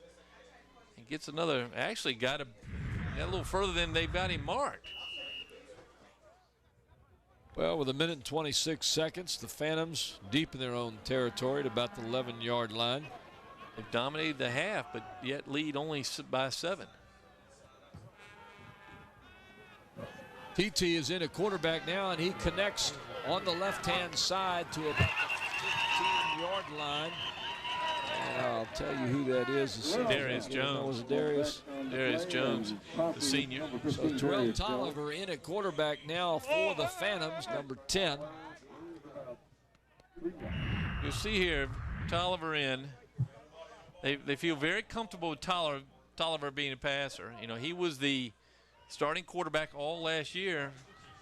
He's under center now. He gets the ball, and we've got a whistle. Yeah, I think the snap hit the Before guard. the I play. think maybe the guard False jumped. start. Offense. 5 yards. Still second down. Guard jumped, and the ball may have hit him on the way back to the quarterback. The Phantoms going in the wrong direction here with 47 seconds and counting, going down. Remember, Phantoms with a 7-0 lead. Tolliver lost 1 game last year as a quarterback. The last Playoff one. game against TT Lake Taylor. has it. He's looking deep, and he is being rushed hard. He throws long. He puts it up for everybody and anybody. And somehow or another, the receivers at Biggs. Darius Knight Elliott. Well, he almost turned that into a catch. I think the ball went right through his hands. It probably surprised him as much as anybody else. The ball kept carrying. And that's why Tolliver's in. Tolliver's in to throw the long ball. Of course, they know him a little more than Addison, even though we're at the end of the year. Look at the ball carry. That's a little bit of that breeze, too, but right over the receiver's outstretched hands. Man. 3rd down and about 11. Very talented cheerleading crew there on the screen. 30 seconds in this half. TT with the ball, looking to pass again. Goes underneath this time and misses his receiver. He was looking for number 11, Troy Durham. And you'll find that he will look for Durham on 3rd down a lot. And Durham almost came up, the ball thrown way out in front of him. But if you notice, Durham got his right hand on it and almost hauled that one in.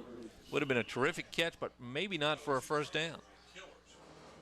4th down with 25 seconds left, and Phoebus is going to have to punt from their own end zone, and that's TT Tolliver in the end zone. Phantoms are in about the 12th game of the year, and they still have trouble getting the right number on these special teams. We've seen that a couple times. Kick is up, and it's going to get to about the 49, 50-yard line, and Kings Fork will return it to the 43. With 14 seconds left, they'll have 1st and 10 inside Phantom territory. Number 10 was senior Truman Boyd, who makes his first appearance in the game to catch the first punt by the Phantoms. So 7-0 ball game here, and yet Phoebus has run up and down the field all night on the Kings Fork Bulldogs. Give credit to the Bulldogs defense at the right time. They are stopping Phoebus. Adams with the ball. He looks to pass. He puts it up deep. He's got a man open. He takes it up the 10. Touchdown, Kings Fork. With 7 seconds left in the first half, Adams flips the pass across the middle, hits the receiver in stride at the 10. He takes it into the house. Well, Hassan Price got beat, and it just flat out got behind him. We saw it from here. You see, there's Price. He's beat, and Wellington picks the pass beautifully, catches it, and a touchdown.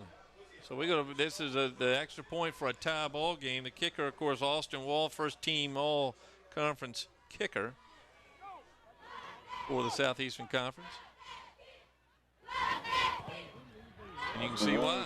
He splits the uprights on that one real quickly and very easily to tie this score up at 7-all with 7 seconds left in the half here at Darling Stadium. Friday, November 22nd, 2013. We're in a playoff game, and we are literally in a playoff game. Well, if the winner was decided by number of offensive yards, Phoebus is shutting them out and beating the pants off of Kings Fork. But it's a 7-7 ball game here. Hassan Price having a discussion with his coach. And you'll see Price, who has played very well against the run, but he gets beat here as Wellington slips right past him. That's something reminiscent of those last couple of NFL games we've seen the last couple of weeks on those Hail Marys. It certainly is. And I'll tell you what, that's going to be a big boost for the Kings Fork Bulldogs to go into the locker room at halftime tied up 7-7 after they've been taking a beating for most of the game. Well, that levels all the yards that Williams has. It makes it all irrelevant at this point. Exactly. It's a 7-7 game as we watch Austin Wall trying to find a better spot for his tee. You can give him 200, 300, 400 yards. As long as he doesn't score, it doesn't matter. Kings Fork to kick off from the 40. It's a pooch kick up to the Phantoms. They'll get it at the 35-yard line and take it back to about the 38-yard line. They'll have 4 seconds to do something, and I'm going to say here that they're probably just going down and go into the locker room and tie 7-7. You've heard of getting back on the horse. That was Hassan Price that fielded the short kick and fielded it well, yes. So here come the fans. We'll see. Jeremy Blunt may take a shot. You know, he may trick us all here and take a shot. Let's see. Well, anytime you put the ball in the hands of Marshawn Williams, you're taking a shot, period. But they're huddling up to just down the ball right here as TT gets under center with everybody bunched around him. He'll just take a knee and they'll head into the locker room. Tied 7-7 here at Darling Stadium on November the 22nd, 2013 in the playoffs. The Phoebus Phantoms 7, Kings Fork 7. Well, the Kings Fork fans mighty excited over there, Paul. They're standing on their feet giving their team an ovation. Phantom fans were just stunned at the developments there in the last 20 seconds of the ball game. We've got a great crew with us tonight, covering both this game and covering the Hampton game. We'll show that later in the week. On our cameras tonight, Lloyd McKenzie, Randy Bagoli, Matt Buckwalter making his debut for us, and Steve Fryer handling the cameras tonight. The graphics and animation by Andy Foley. The slow motion instant replay, Krista Campbell. Camera control operators, Renee Camden. Chief engineer and director, Don Sherrouse. Our engineer, Greg Lesko. Greg is also doing the audio tonight. Good evening. Our executive producer, the executive producer, of course, the big guy down there, Andy Foley, running the show. And I'm Frank Edgar with Paul Rowe and Mike Hauser here. And sitting behind a stunned collection of Phantom fans. All right, so folks, we're going to be back after this where Kings Fork and Phoebus are tied up at 7-7 at Darling Stadium. And welcome back, everybody. Here we are again at Darling Stadium. You're watching LSC, your local sports channel.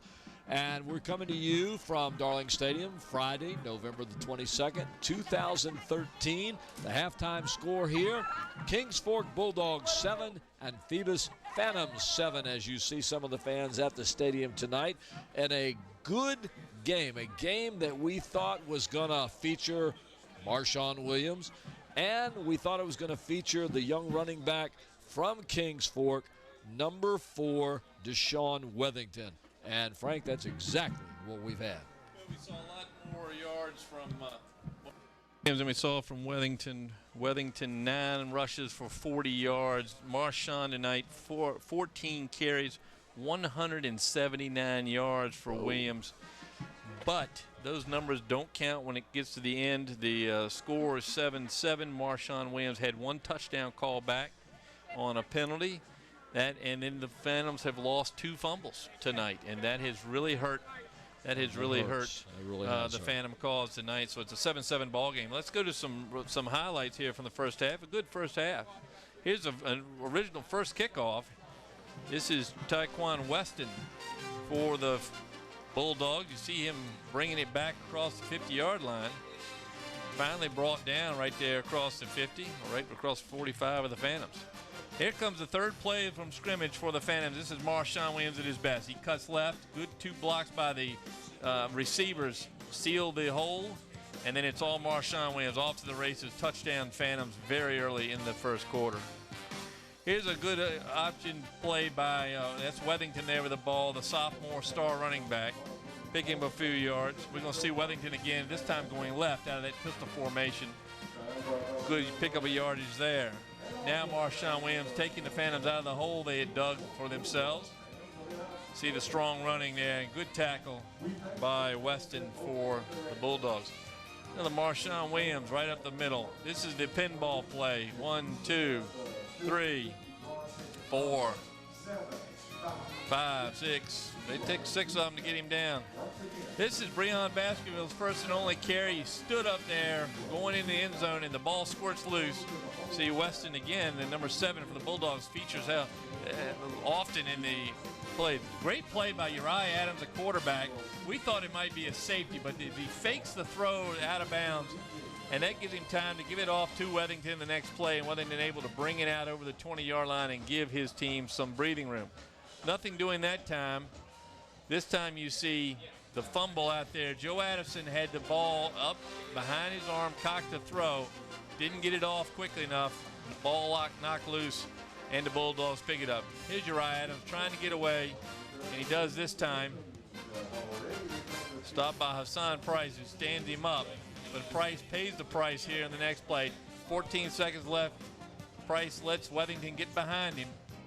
And the running back, the sophomore running back for the Bulldogs, runs it in. So a good first half by both teams. The Phantoms dominating in yardage, 178 yards in rushes for the Phantoms, 29 net there for the Bulldogs. Passing yards, Kings Fork's throwing the ball. They've had one completion for 45 yards and a touchdown, so very, very efficient and effective pass it was. The Phantoms 2 for 5 and 9 yards in, but the 2 turnovers there, very important. The 2 lost turnovers, time of possession dominated by Kings Fork. They really didn't get a lot of yards, as you can see, 74 total. But they do have that one key score at the end of the second quarter to tie this ball game. So Phantoms are in a ball game now. They know it. I'm sure Jeremy Blunt's had some lengthy discussion with his players as we watch 2 very good bands, by the way. Let me compliment both the bands. We probably heard the band director for the Bulldogs band right there at the end of the first half, quite loud, as he didn't realize, I guess he had a microphone, but they performed well, and then the Phantom band came out and did another great job from them. So thanks for the bands for the halftime entertainment. Yeah, and like Frank said, this has been a good game so far. To me, there are 2 key stats among those figures we just looked at. Number 1 are the 2 turnovers. Those have been really costly for the Phantoms. The other is the time of possession by Kings Fork. This option offense, I think, even though Phoebus has been able to stop it, I think it's confusing for them. And because it's confusing, it allows Kings Fork to gain the yardage and keep control of the ball. And as long as they keep control of the ball and don't allow Phoebus to do the same, Phoebus can't score. Right. So some of their best defense tonight has been the Kings Fork offense as they've worked their magic. That's right. And you'll notice just the number of plays. Phoebus has run 20 plays. Kings Fork's run, it looks, according to the stats, it looks like 27. So a few more plays. Of course, they had almost 3 minutes more of ball possession.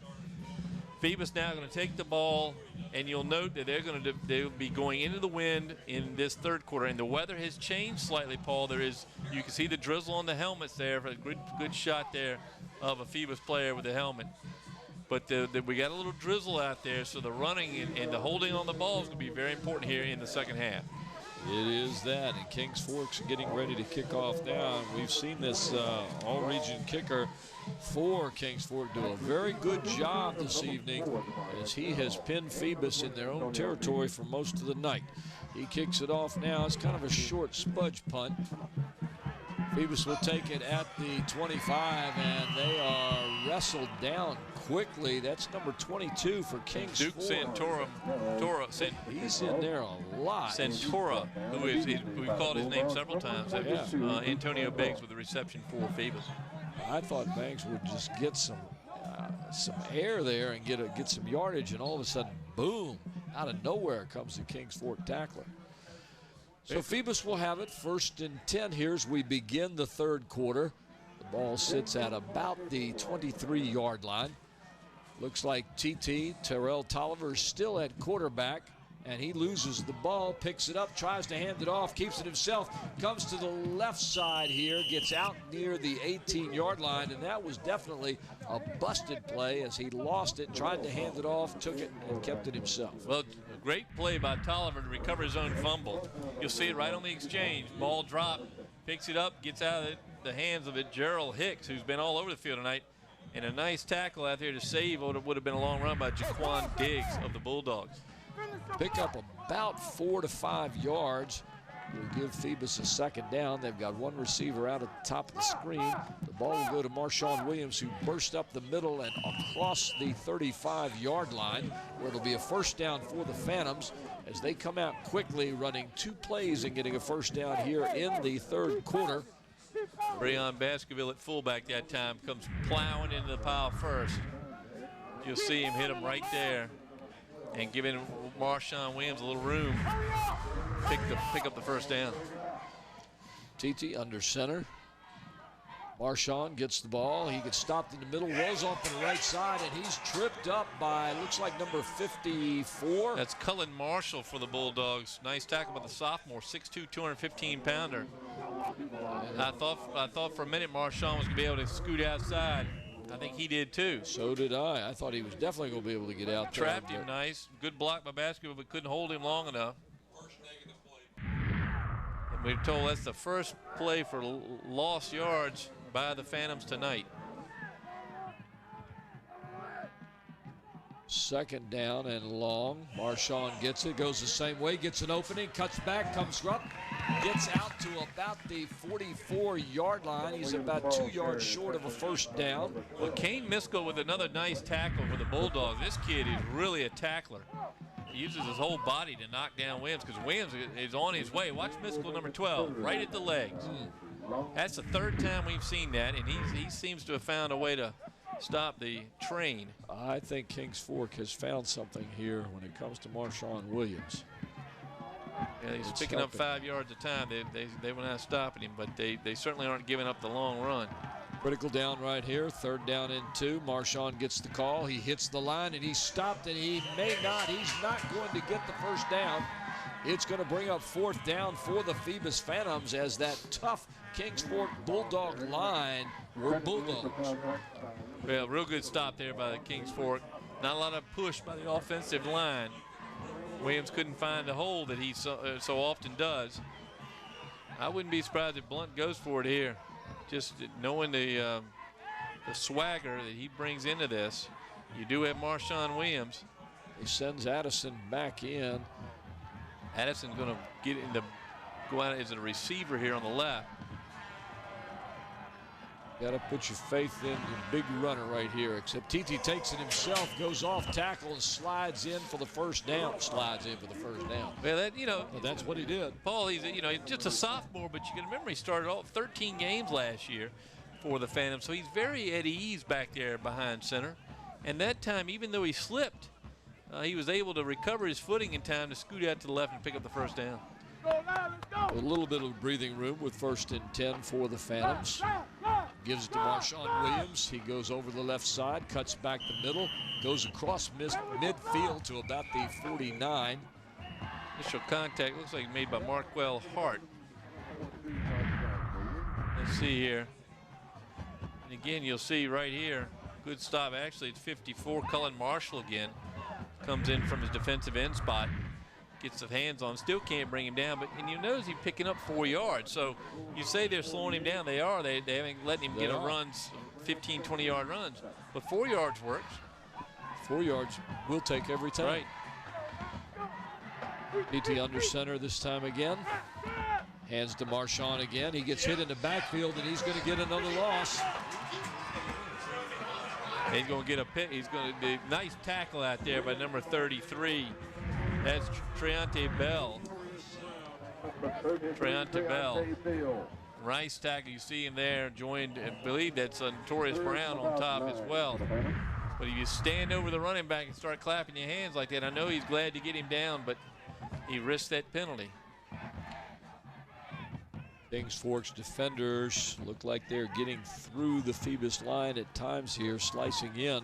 I don't know whether they found something or what. Third down.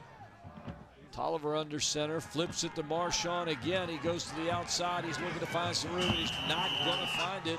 This Kings Fork defense is tightening up, and they are tough, ladies and gentlemen. Well, Durham and Baskerville out there didn't create much of a road that time. They were able to push the pile back a couple yards, but not near enough, and didn't create the hole that Marshawn Williams was hoping to find. You see Baskerville right in front. Actually, Baskerville didn't find anybody to block. And the Kings Fork defense closes in. TT back in punt formation this time. Whoa, bad center, and he just does get it off. Gets a good bounce. The ball will roll toward the 15-yard line, and I don't know how TT was able to get that punt off. Yeah, the reason they don't have a shorter punter is right here. This is just athleticism. Look at that, one hand grab, the kick. I know he was hoping to get fouled on that, but he didn't. But he still rolled it for it. Maybe his best punt of the night. He's only punted twice, but once again placed right on the yard line. Kings Fork will get their chance now. They've got 3 receivers to this side, 1 in motion. They give it to him, and he is surrounded by phantom tacklers, but they can't get him down. They finally do it about the 9-yard line. That looked like Wellington, number 4 again. Finally, Walt Brantley able to corral him. That time, you described it perfectly. Surrounded by Phoebus tacklers. Unfortunately, they weren't touching him. I know. Look at him. He's quick. Brantley turns around, decides he's going to make the tackle. He didn't see him until he just turned around. Nice play by Walt. And there's Walt right there in the screen. Late addition to the offense there. Number 3, D'Angelo Dillard checks in. Ryan Adams takes the ball, hands it. Oh no, keeps it himself, and he is down in the backfield. He'll lose a couple of yards on that. He tried to stretch his arm out and pick up a couple. Well, Coach Jones is probably a little nervous with Adams' way of putting the ball in his hand, and we've seen him do it to save the safety down here. He tried to do it that time to pick up a yard. He may have lost something. Called the football. Yep, and he may have lost a couple yards or maybe even fumbled. Let's see, Wellington had come out that play. And he's back in now, right behind Adams. 3rd down and 12 as Adams leads him to the line. 3 receivers on this end. We come to this side. He's looking to pass, Adams is. He can't find anything, and he's tripped up by the Phantoms, and he gets out to about the 15-yard line. Big play, Troy Durham on that tackle. Great play by Durham. Well, he's that kind of player. He's a big play player. He probably jammed his shoulder a little bit on that. But he's all right. They'll get him back in. And Austin Wall comes in. We've seen a lot of Austin Wall tonight. Probably got many kicks as Wellington has runs. Kings Fork back in the punt formation. They'll kick from about the 3. There's a whistle.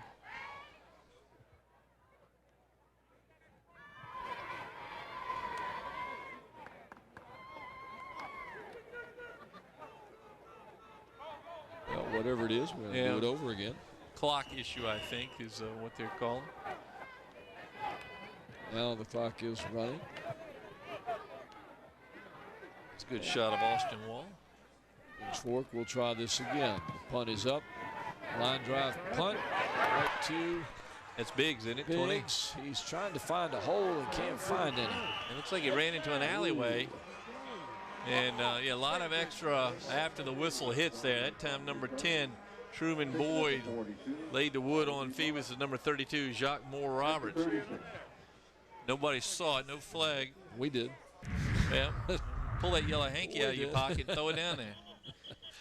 Biggs tried to he thought about going around. He may wanted to have done that time. Then he thought he'd cut it up. My time. Right into Injury the wall. timeout. Well, we've got a player down here on the Phoebus sideline. That looks like number 20, Antonio Biggs. Biggs been a big part of this tonight. He's going to come off head down. Hope it's nothing serious. 1st and 10 from the 36-yard line of Kings Fork. Phoebus with the ball. TT under center.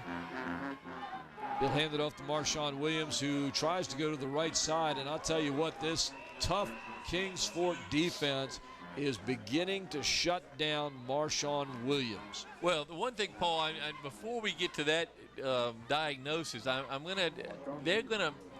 think they may be setting them up for the outside run.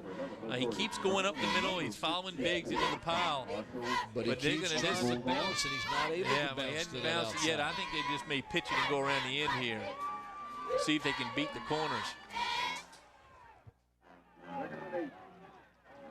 He's going to go right up in the middle again. Oh, they got a big hole that time. Yeah. Marshawn across the 25 down to the 20. Kane Miskell there.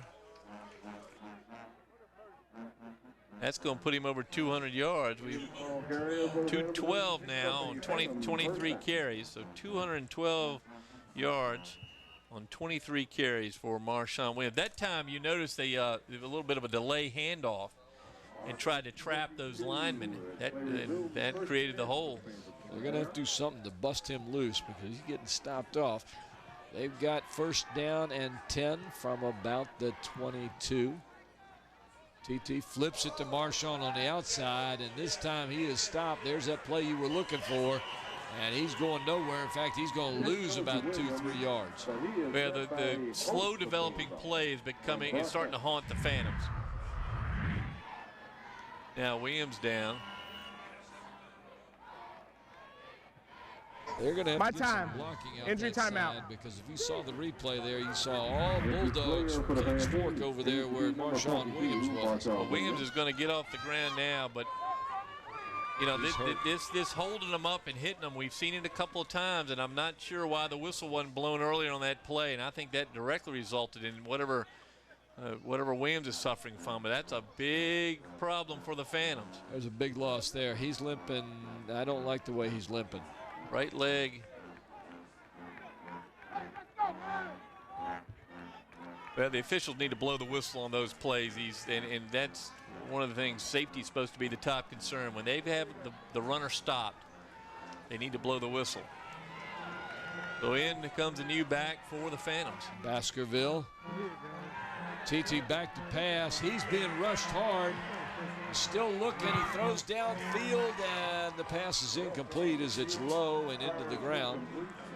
Jamari Becknell had checked in, the sophomore running back, number 4 for the Phantoms, replaced Williams. As Williams is looked at on the sidelines, we're watching him in front of us. Williams, 212, 210 yards, 24 carries. Oliver looking downfield, and nobody open, and that causes to throw the ball away. Really smart play by Tolliver. Third down and about 11 for the Phantoms from the 24-yard line. TT gets it, he flips it back to number 4, just came in the game, and he gets over the 20-yard line and down to about the 17. That's a good run by Jamari Becknell, the sophomore, as he runs right in the line, picks up some yardage. Marshawn Williams running down the sideline, and I think they'll hold him out at least one series. Biggs with a good block on number 11, Notorious Brown. And Becknell able to pick up some positive yardage. He was going to go for it here on 4th and 5. 4th and 5 from about the 22. They're going to forsake a field goal attempt. They've got faith in their offense. They've got faith in their offensive line. We'll see what happens as this play develops. TT under center, takes it himself, gives it to the young man that came in. He's trying to get to the outside, and he's going to be shy of the first down. It looked for a minute if he just kept cutting at that inside, he would have got it. Becknell does a nice job there. Comes up the end, and he's looking for the hole, but blocks couldn't hold long enough there on the corner. Couldn't ever get the corner. Turnover on downs to the Bulldogs. So another big defensive series for the Kings Fork Bulldogs against the Phoebus Phantoms, and they'll take over at the 14-yard line, 1st and 10. Bulldogs trying to run plays as fast as they can, right at the middle of Adams Wethington. gives it to Wethington, and he gets loose. He gets to the outside across the 30, the 35 to the 36-yard line.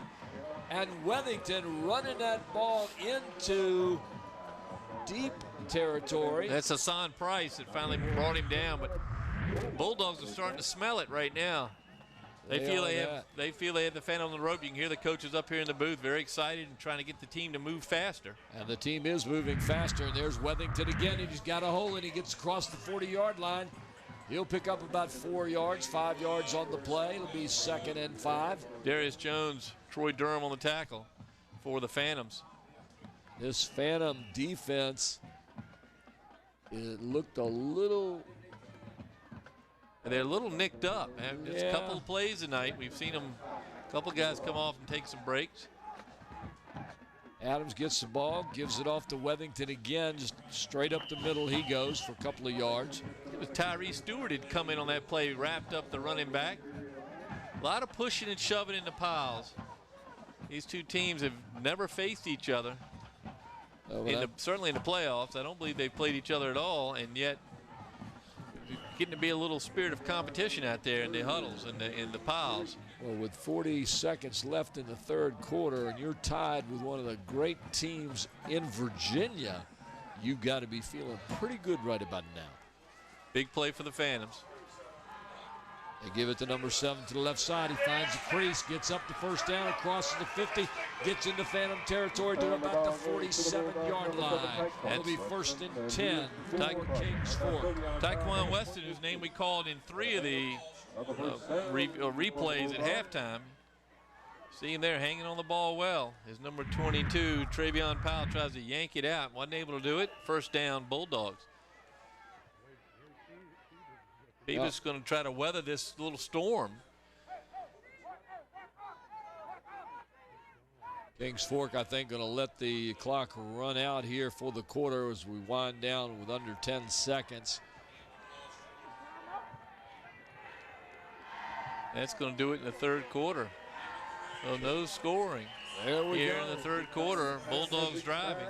Nobody does anything in the third quarter, so the score remains Phoebus High School 7, Kings Fork High School 7.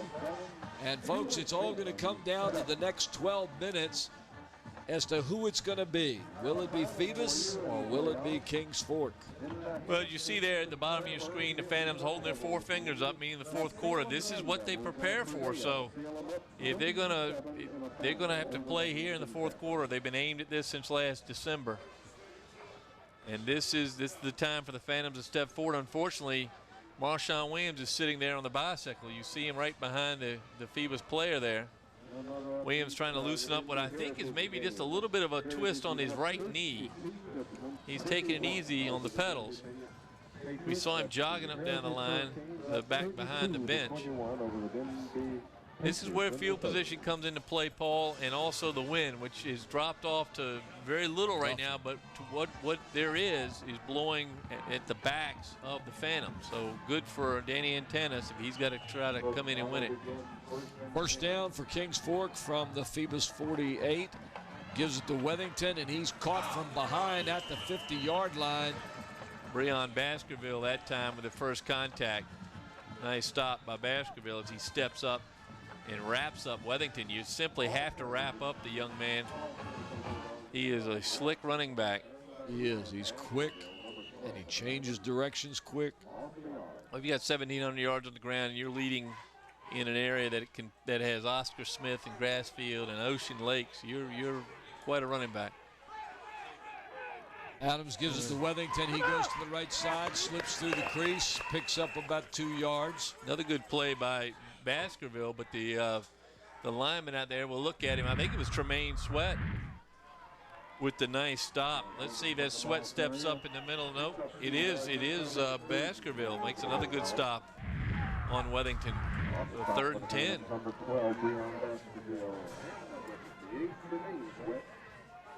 Big play here for the Bulldogs. Yes. These quarters are going by fast. Mike Hauser just pointing out how quickly the third quarter went by. Well, they're running, both teams running the game, running the ball, keeping the clock moving. Adams brings his team up. Critical 3rd down here. Takes it himself, steps back, looks like he's going to pass. He's being pressured by the Phantoms. He's scrambling left lane, gets to the outside, dumps it off. And it goes in the hands of Travion Powell. Powell almost had the interception. Great defense by the Phantoms. I thought he did intercept it, but I guess he was out of bounds when he did. So that's going to bring up 4th down. Great play by the great defense of the Phoebus Phantoms to put the pressure on Adams. Got him out of the pocket. And now they're going to have to punt. Tolliver and who's that back with him? Biggs. No, I think Biggs is out right now. Low center. It looks like Tolliver's going to get the ball.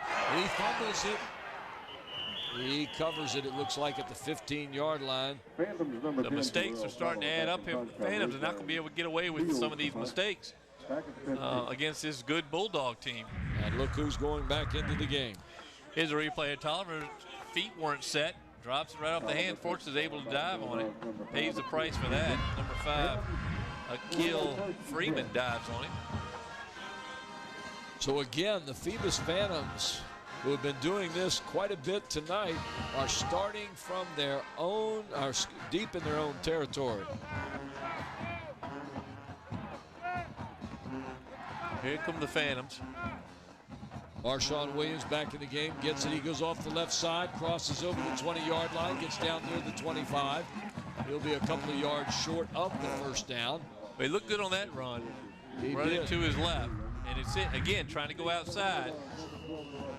Nice block there by Baskerville. Marshawn has got to get to the outside, find the crease, get to the edge, and turn it upfield. Either that or get the hole in the line where he can get through it and go. We've seen him do that all year long. Man-to-man coverage on the receivers. 2 receivers down low on your screen. Goes to Marshawn Williams, and there's a flag. Illegal procedure on Before Phoebus. the play, false start. Offense, 5 yards, still 2nd down. No, mistakes are keeping the Bulldogs in the game. That and a good defense. 2nd down. And about 7 yards to go for the Phoebus Phantoms. Marshawn Williams, 25 carries for 219 yards. And still 9 minutes to go here in the 4th quarter. Phoebus starting from about their own 18-yard line. TT goes back. He's looking to pass. He's going to get hit from behind. No, he throws it, and it's almost intercepted. There's a flag. A late flag on that throw. It looked like TT was going to get hit from his blind side. The flag's in the back near the receivers. Let's see if it's called defensive holding or pass interference. Yeah, the flag could have been right there on number 7, Tyquan Weston. So it looks like the foul's going to be called on Weston. Defense, pass interference. 15 yards from the previous spot. Results, 1st down. The receiver's more than 5 yards downfield and was pushed off his route by number 7, Weston. So a big pickup for the Phantoms on the penalty. Much needed to try to win this game of field position as we move into the 4th quarter and deeper in the 4th quarter. And Phoebus needs to take advantage of this situation right here. They give it to Williams. He tries to find an edge on the outside. And he's not going to get it. Yeah, they don't. He is totally wrapped up by Kings Fork. Again, not blowing the whistle, and I don't understand that he's being pushed backwards now. But now, of course, they spotted up with his forward motion. So no hole for Williams here. As the Bulldogs stretch it out, stop him right there. And now you see the wrap around the neck and the ball attempt. That's what got him tweaked the knee here earlier in the 2nd half. Let's see what they can do here, because you know they're going to lean on Marshawn Williams here in the last quarter of this game. 2nd and 10 Look for from Troy. the 34. Troy Durham in his tight end spot. Look for him. Back to pass, and looking. He finds Durham. a man over the middle, but it's high and over his head, and that'll bring up 3rd and 10 for the Phantoms. Well, you see Troy Durham's the go-to guy, but that time the pass high. Not able to make the connection. Had a 1st down, too. You see Durham at the top of the line there. Looks outside and goes right back to Mr. Consistent, but the throw way too high. Tolliver's got to settle down now. He's only been in for less than a quarter. Excuse me, for just over a quarter. Came in late in the second. Just about 8 minutes left here in the game. 3rd and 10 for Phoebus. Tolliver under center. He'll go back to pass. He's looking, can't find anybody. Gets pressured out of the pocket. He's going to try and go for it. Can he get it? I think he's going to be just a little short. Yeah, just ran out of room over there. Had the corner, but not enough of it. Probably a yard short. Let's see how close they put him to it. Yep, it's just about a yard. I got a feeling they're going to go for it. They've been going for it all day long, and it's now 8 minutes to go in the game. T2 just tucks it under here and goes. Number 12, Kane Miskell again, who's been a missile on defense for the Bulldogs. This could be a huge, I repeat, this could be a huge play for the Phoebus Phantoms. Look to go to the right side over behind Walt Brantley. There they go, right behind Walt Brantley. They're not going to get it. They're not going to get it. Kings Fork stops the powerful Phoebus Phantoms short of the first down, and they will take over on downs in Phantom territory with 8:12 left in the game. And Williams, unfortunately, is down again. And My time. He's going to get up. Injury timeout. He took a pounding there when they stopped him with the line. Nope, not much of a push. Here comes Williams off, fortunately, on his own power. See that the hole just doesn't develop. He runs right in the back of Troy Durham, who was being pushed backwards and not able to pick up the thing. They're going to carry Marshawn Williams off, which is not a good sign for the Phoebus Phantoms. I've never seen him carry him off. Nope. This is not a good sign at all, ladies and gentlemen. We hope the young man is going to be okay. That's the first thing that we hope. We don't want anybody to be injured. So the Phantom defense called on here to stop the Bulldogs. Bulldogs are surging. They feel it ever since the late second quarter touchdown pass. They have felt like this game has turned their way. Uriah Adams leading his team out. There goes Cox in motion. Adams looking. He's got two men. And he throws over the head of the one on the right-hand side. He had another man about 5 yards or 10 yards from him that was wide open, Frank. But for the first time, Kevin Lyles flattens Adams right as he's releasing the pass.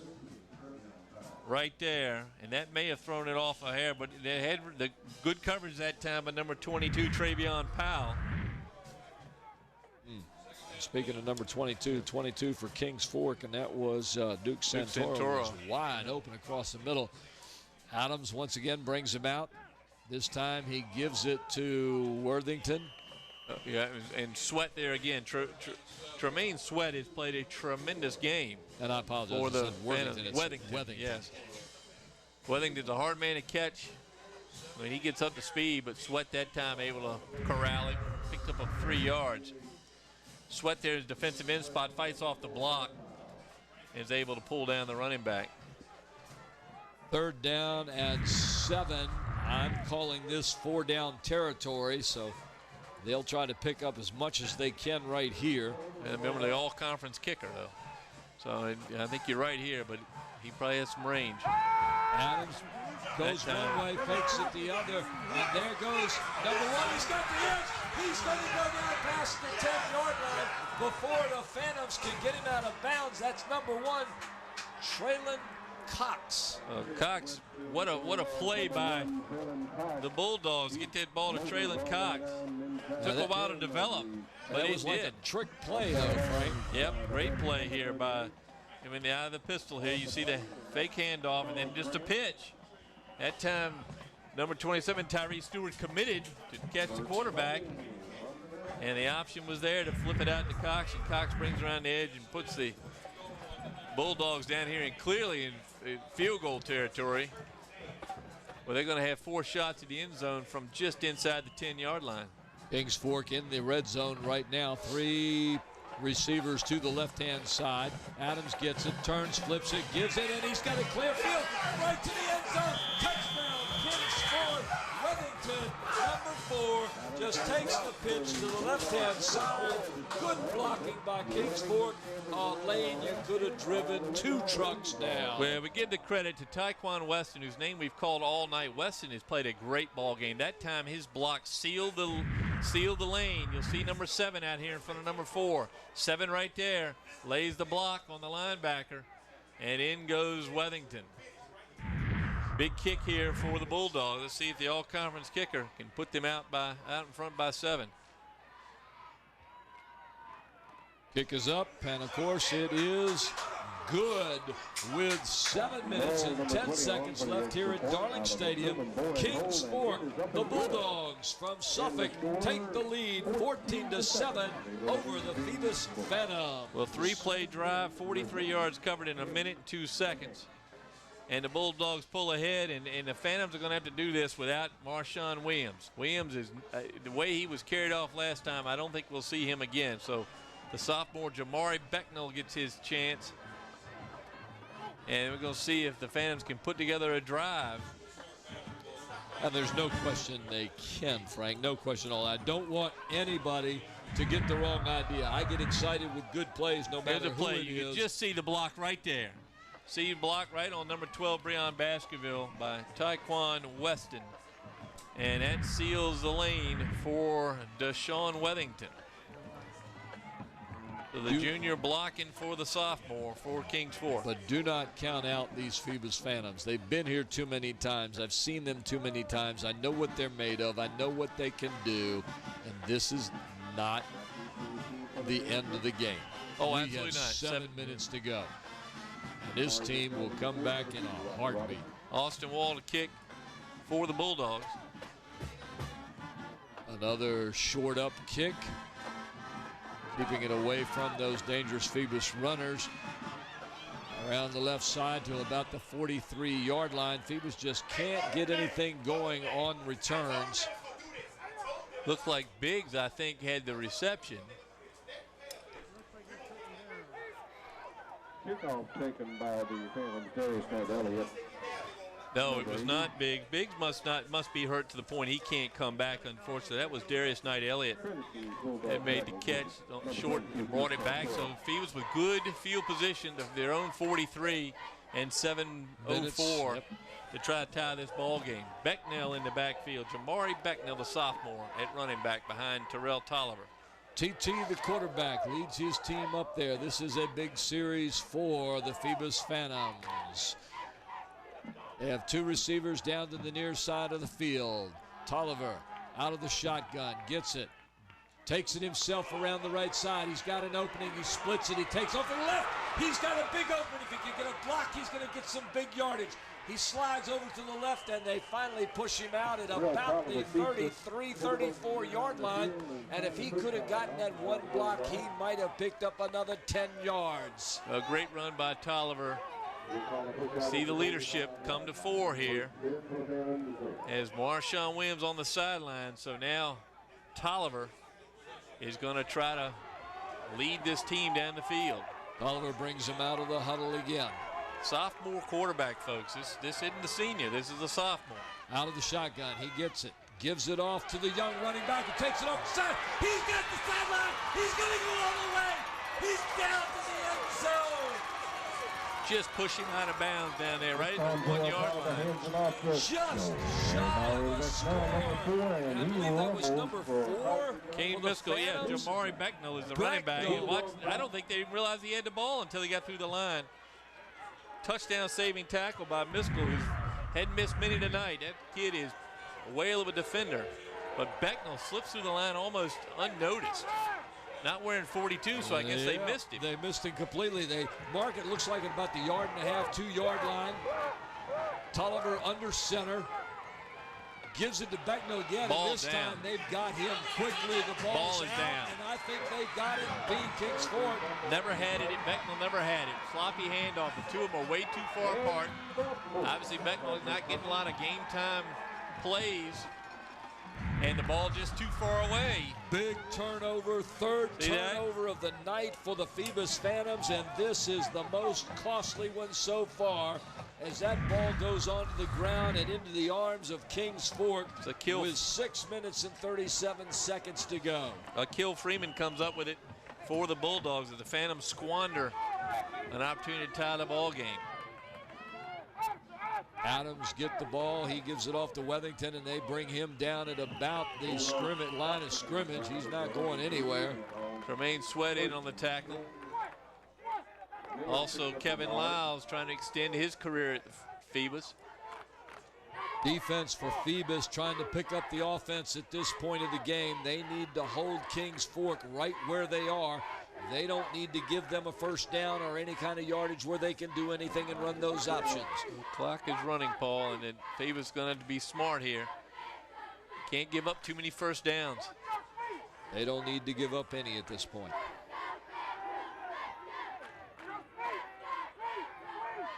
Adams with the ball. He's stuffed by the Phoebus defense, gaining about a yard, maybe half a yard. That time, Kevin Lyles, again, single-handedly trying to keep his season going, keeping his high school career going.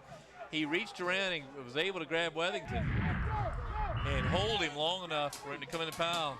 See Kevin there. That was Walt Brantley, Walt Brantley.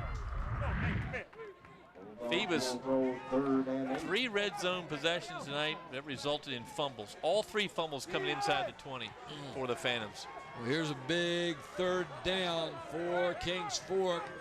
Adams takes it right, and he gets hit by the Phantom line at about the 4-yard line.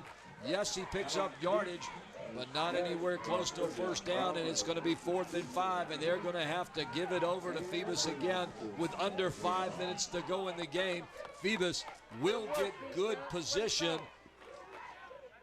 Way to go, Walt. Good job. Well, here comes the all-conference punter, Austin Wall. Oliver back with number 15, Darius Jones, for the Phantoms. Punt will be out of the end zone. Short punt. Short punt. Be careful with it. They're going to let it go. They're going to get away from it. It'll die at about the 41-yard line, where Phoebus will take over 1st and 10 on the 41-yard line of Kings Fork with 4 minutes and 25 seconds left in the game here at Darling Stadium, November 22nd, 2013. You're watching LSC, your local sports channel, as we bring you this Virginia High School League playoff game. The Phoebus Phantoms down by 7 to the Kings Fork Bulldogs.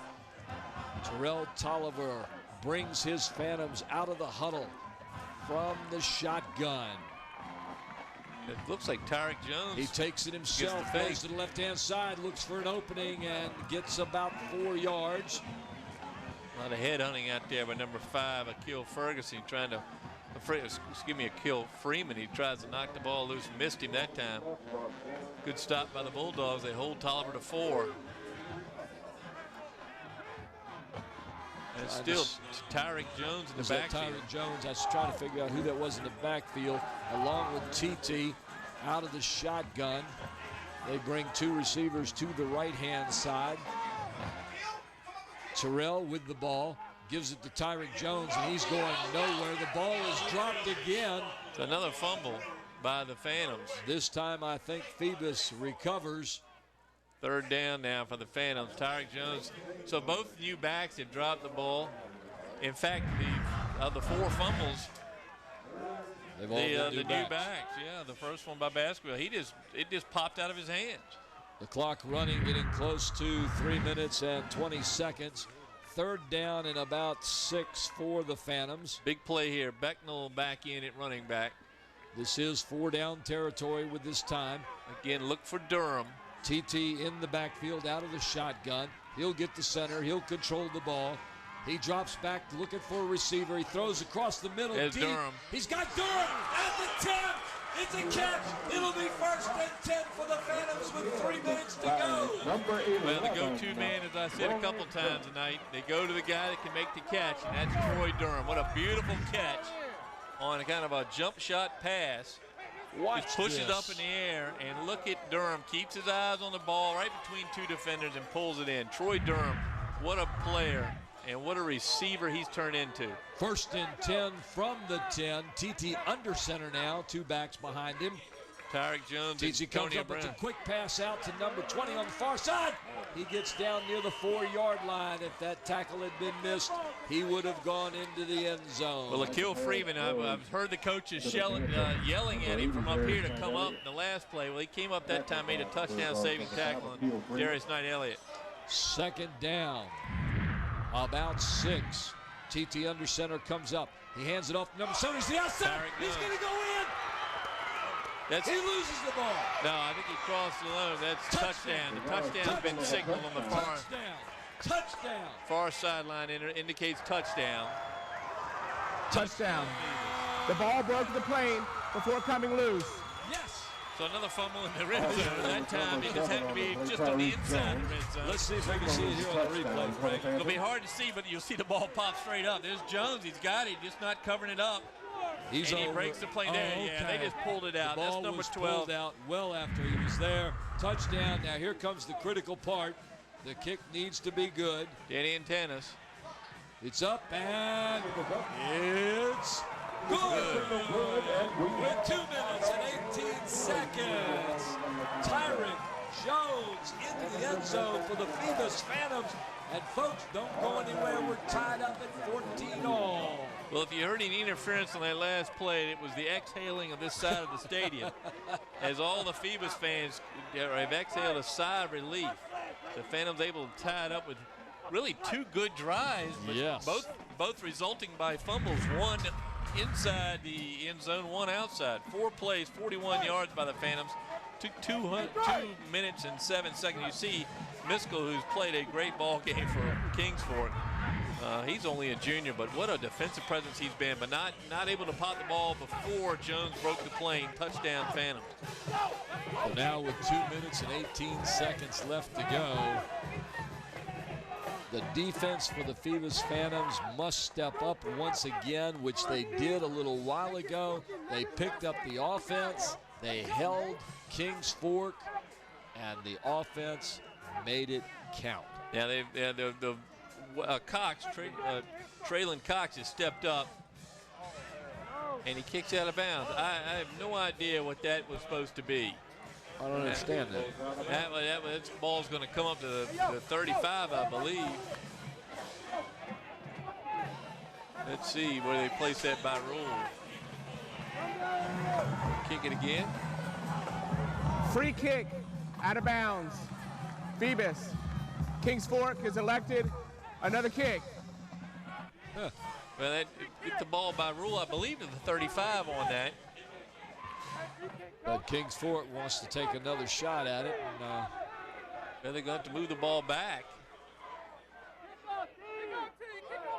5 yards on the out-of-bounds kick.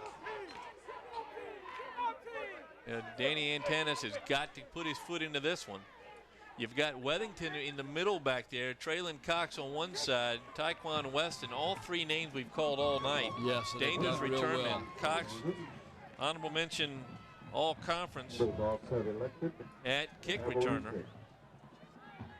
Interesting when Coach Jones sent me the lineup, he mentioned all 3. Normally you get 1 as the kick returner, but all 3, and you see why. They've all done a real good job today, but I'm like you. This kick has got to be a good kick.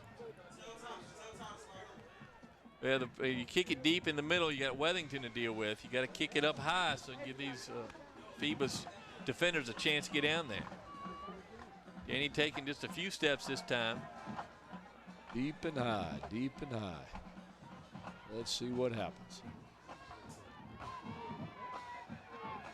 Here he goes. Oh, they're kicking it along the ground and letting it pop up. Cox picked up by Cox to the outside. He finds a seam. He gets up the middle. He gets close to the 45-yard line. That's a generous spot, but they got it to the 45. So they picked up 10 yards on the going with the other kick. 2 minutes, 13 seconds left for the Bulldogs. They're in good shape, starting from their own 45-yard line. This is where the Phantom defense needs to step up once again. And these guys have been here. They've done that. They know what's expected of them. They know what they have to do. Well, they can put points on the board quickly. See if the Phantom defense can hold again. Kevin Lyles playing to keep his season going. Adams takes it and comes this side. He's got Day takes it himself. He's near the 50-yard line, where he's brought down by the Phantoms after about a gain of 5 yards. Troy Durham making a big tackle there. Here comes Adams right at you at home. The green socks flashing underneath the black. A nice tackle by Durham as he brings down the very quick quarterback. Adams again. He gets it. This time he gives it to Wethington. Wethington just to the 50-yard line where the Phantoms will stop him without a gain, bringing up 3rd down with 1 minute and 32 seconds left. Flag on the play on the far side. Looks like it's going to be against the Bulldogs. We'll see the call here. Alan Denton has the call. Going to ask Coach Blunt whether he wants to take it back 5 yards or play it again. He's going to move him back 5. Field position important here. Illegal procedure. Offense. 6 men on the line of scrimmage.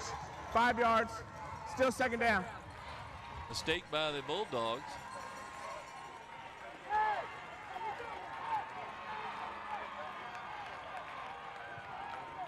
The ball moved back to about the 45 and a half. They're almost 46 for the Bulldogs. Be 2nd down and 9. Phantom defense got to continue to play well here. Cox in motion. It's a quick little pass to the outside, and Wethington has it at about the 51, and he's brought down at the Phantom 45-yard line. It's going to be close to a 1st down, if not a 1st down. Well, Jones made the nice tackle, but I don't think he'd hold him back from the 1st down marker. That's the first time he's hit that pass all night. Nice tackle there, but not before the ball crosses the 45 of Phoebus. I think that's going to be a 1st down. Blunt not happy with the spot, and he's not happy with the penalty that's coming beyond it. Personal foul. Defense. 15-yard from the end of the run.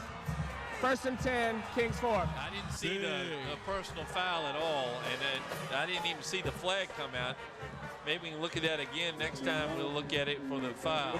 That's a big timeout break for Kings Phoebus.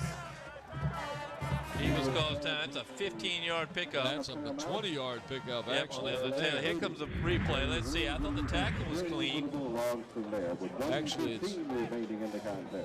Here comes 15. Darius Jones picks him up. I don't see any problem. I'm not looking in the right spot, obviously. Yeah, that's actually a 25-yard gain with the penalty and the pass. And gives Kings Fork a 1st down with 1 minute and 15 left in the game. And you've talked all game long about that young man who is the kicker, Austin Wall. And we don't know his range, but you don't get named 1st team place kicker on the south side, which is loaded with soccer players, as we know. Yep. Without being a very good kicker. We've seen some good kickoffs, some good punts tonight. 1 minute 15 to go. My guess is they can get down near the 20. Can't get it further than that. They'll bring him in and let him kick if they have to. Right now, Adams going right, gives it to Wethington. He gets to the 30, across the 30 to the 28. Well, since it wasn't a hold, it was a great block by Jaquan Diggs out there in the receiver spot to free up that little bit of yardage for his running back. They're going to mark it about 26 and a half. Phoebus got to play quick. Here comes the Bulldogs. Once again, right in the middle. Wethington with it again. He'll go up the middle. He gets stopped by the Phantoms close to the 25-yard line where it'll be 2nd down. Tremaine Sweat holding on to him. Timeout. Probably the Bulldogs this Kings time. Fork. Yep. 39 seconds left in the game. I think you're going to see Adams go to the air here in a minute. The Phantom defense is holding for all it's worth right now. Well, the only real positive news is they're still 25 yards out, and the wind, which is picking up a little bit, is blowing in the face of the Bulldogs. So the kicker, I know, would want his team to get closer than where they are. It's a 42-yarder from where they're positioned now. That's a long field goal for any high school kicker. unless you're one of those barefooted guys from Texas. But I haven't seen that tonight. I haven't seen a barefooted kicker in a long time. It's that kicker from that played at Texas A&M, the barefooter that could clearly, and then Zendejas who came behind him. So little instruction by Coach Jones. So here's a big third down play for Kings Fork. Adams with the ball, hands it off to Wethington, and he's got a big hole on the left side. He gets down across the 20-yard line. It'll be another first down for Kings Fork with 32 seconds left in the game. This is just that play that has worked all night. If they get Wethington moving early, here he comes left. Nice tackle out there by Durham, but not in before he could hold Wethington. Wethington obviously able to scooch over the first down marker. Another timeout. Bulldogs. Kings Fork. To give you an idea, at this point, the Phantoms not having played any overtime games this year. I don't recall any overtime games for Phoebus. One overtime game won by Kings Fork over Great Bridge. That was a double overtime game, 44-43. Kings Fork that night. I listened to that one on the radio. I don't think Phoebus has been close enough in a game to play a overtime game. I don't think he's been that close to him. So we've first and 10 from the 20-yard line with 29 seconds to go. Adams out of the shotgun. Gives it to Wethington to the right side, and he is hit behind the line of scrimmage at about the 21. He'll fall to the 20, so he'll get back to the line of scrimmage. Well, Durham, who makes a great catch down here on the offensive end, has made 3 great tackles in this drive. 14 seconds to go here. You'll see right slowed down by Sweat, who's played brilliantly on the line, and then Durham finishes him off. And I think Kings Fork is just going to let time run out. No, they're going to. They're going to call time with 4 seconds to go. Put it in the hands Kings of Fork. the kicker with 4 seconds left. That's our last timeout of regulation. Phantoms now just hope to get this thing in overtime. Austin Wall's going to come on. They're on the right hash, which is probably Wall's favorite hash mark. It's going to be about a 37-yard field goal. Ladies and gentlemen, you're watching this game on LSC, your local sports channel, and it's come down to 4 seconds in this playoff game at Darling Stadium Friday, November 22nd. Kings Fork 14, Phoebus 14. Second down. Wall lining the ball up on the right-hand side. They're going to put it down at about the 27. It'll be a 37-yard attempt.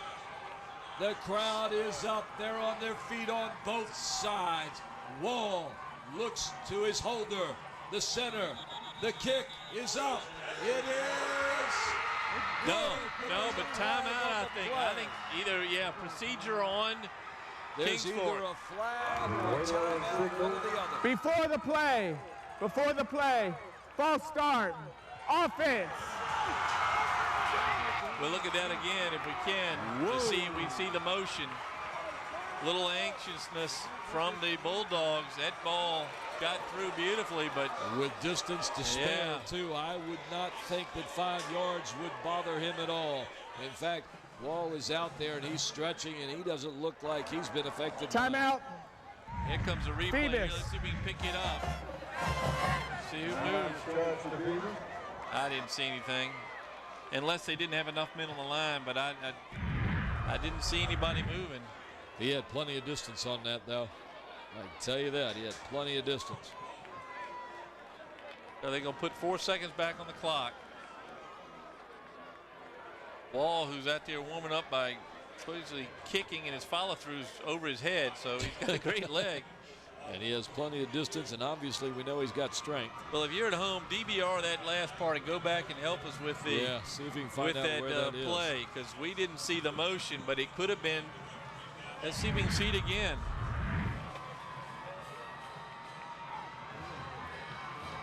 And I don't see it. Unless there weren't enough men on the line, but I didn't see the motion. It was called right away. In fact, I thought it was a timeout. It was called that.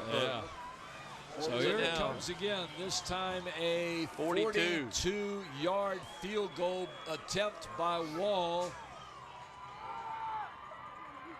The center. The kick. It's got the distance. It is good. Game over.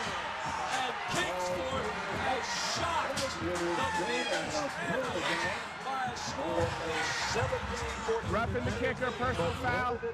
Penalty decline. Kick is good. Ball. Now here's the play. As King Fork's not showing a lot of sportsmanship there as we're watching the background. Great kick. What a kick. Plenty of distance. Plenty of accuracy. accuracy. The all-conference kicker is not out there for his health. And he wins the game. 5'10", 155-pound kicker.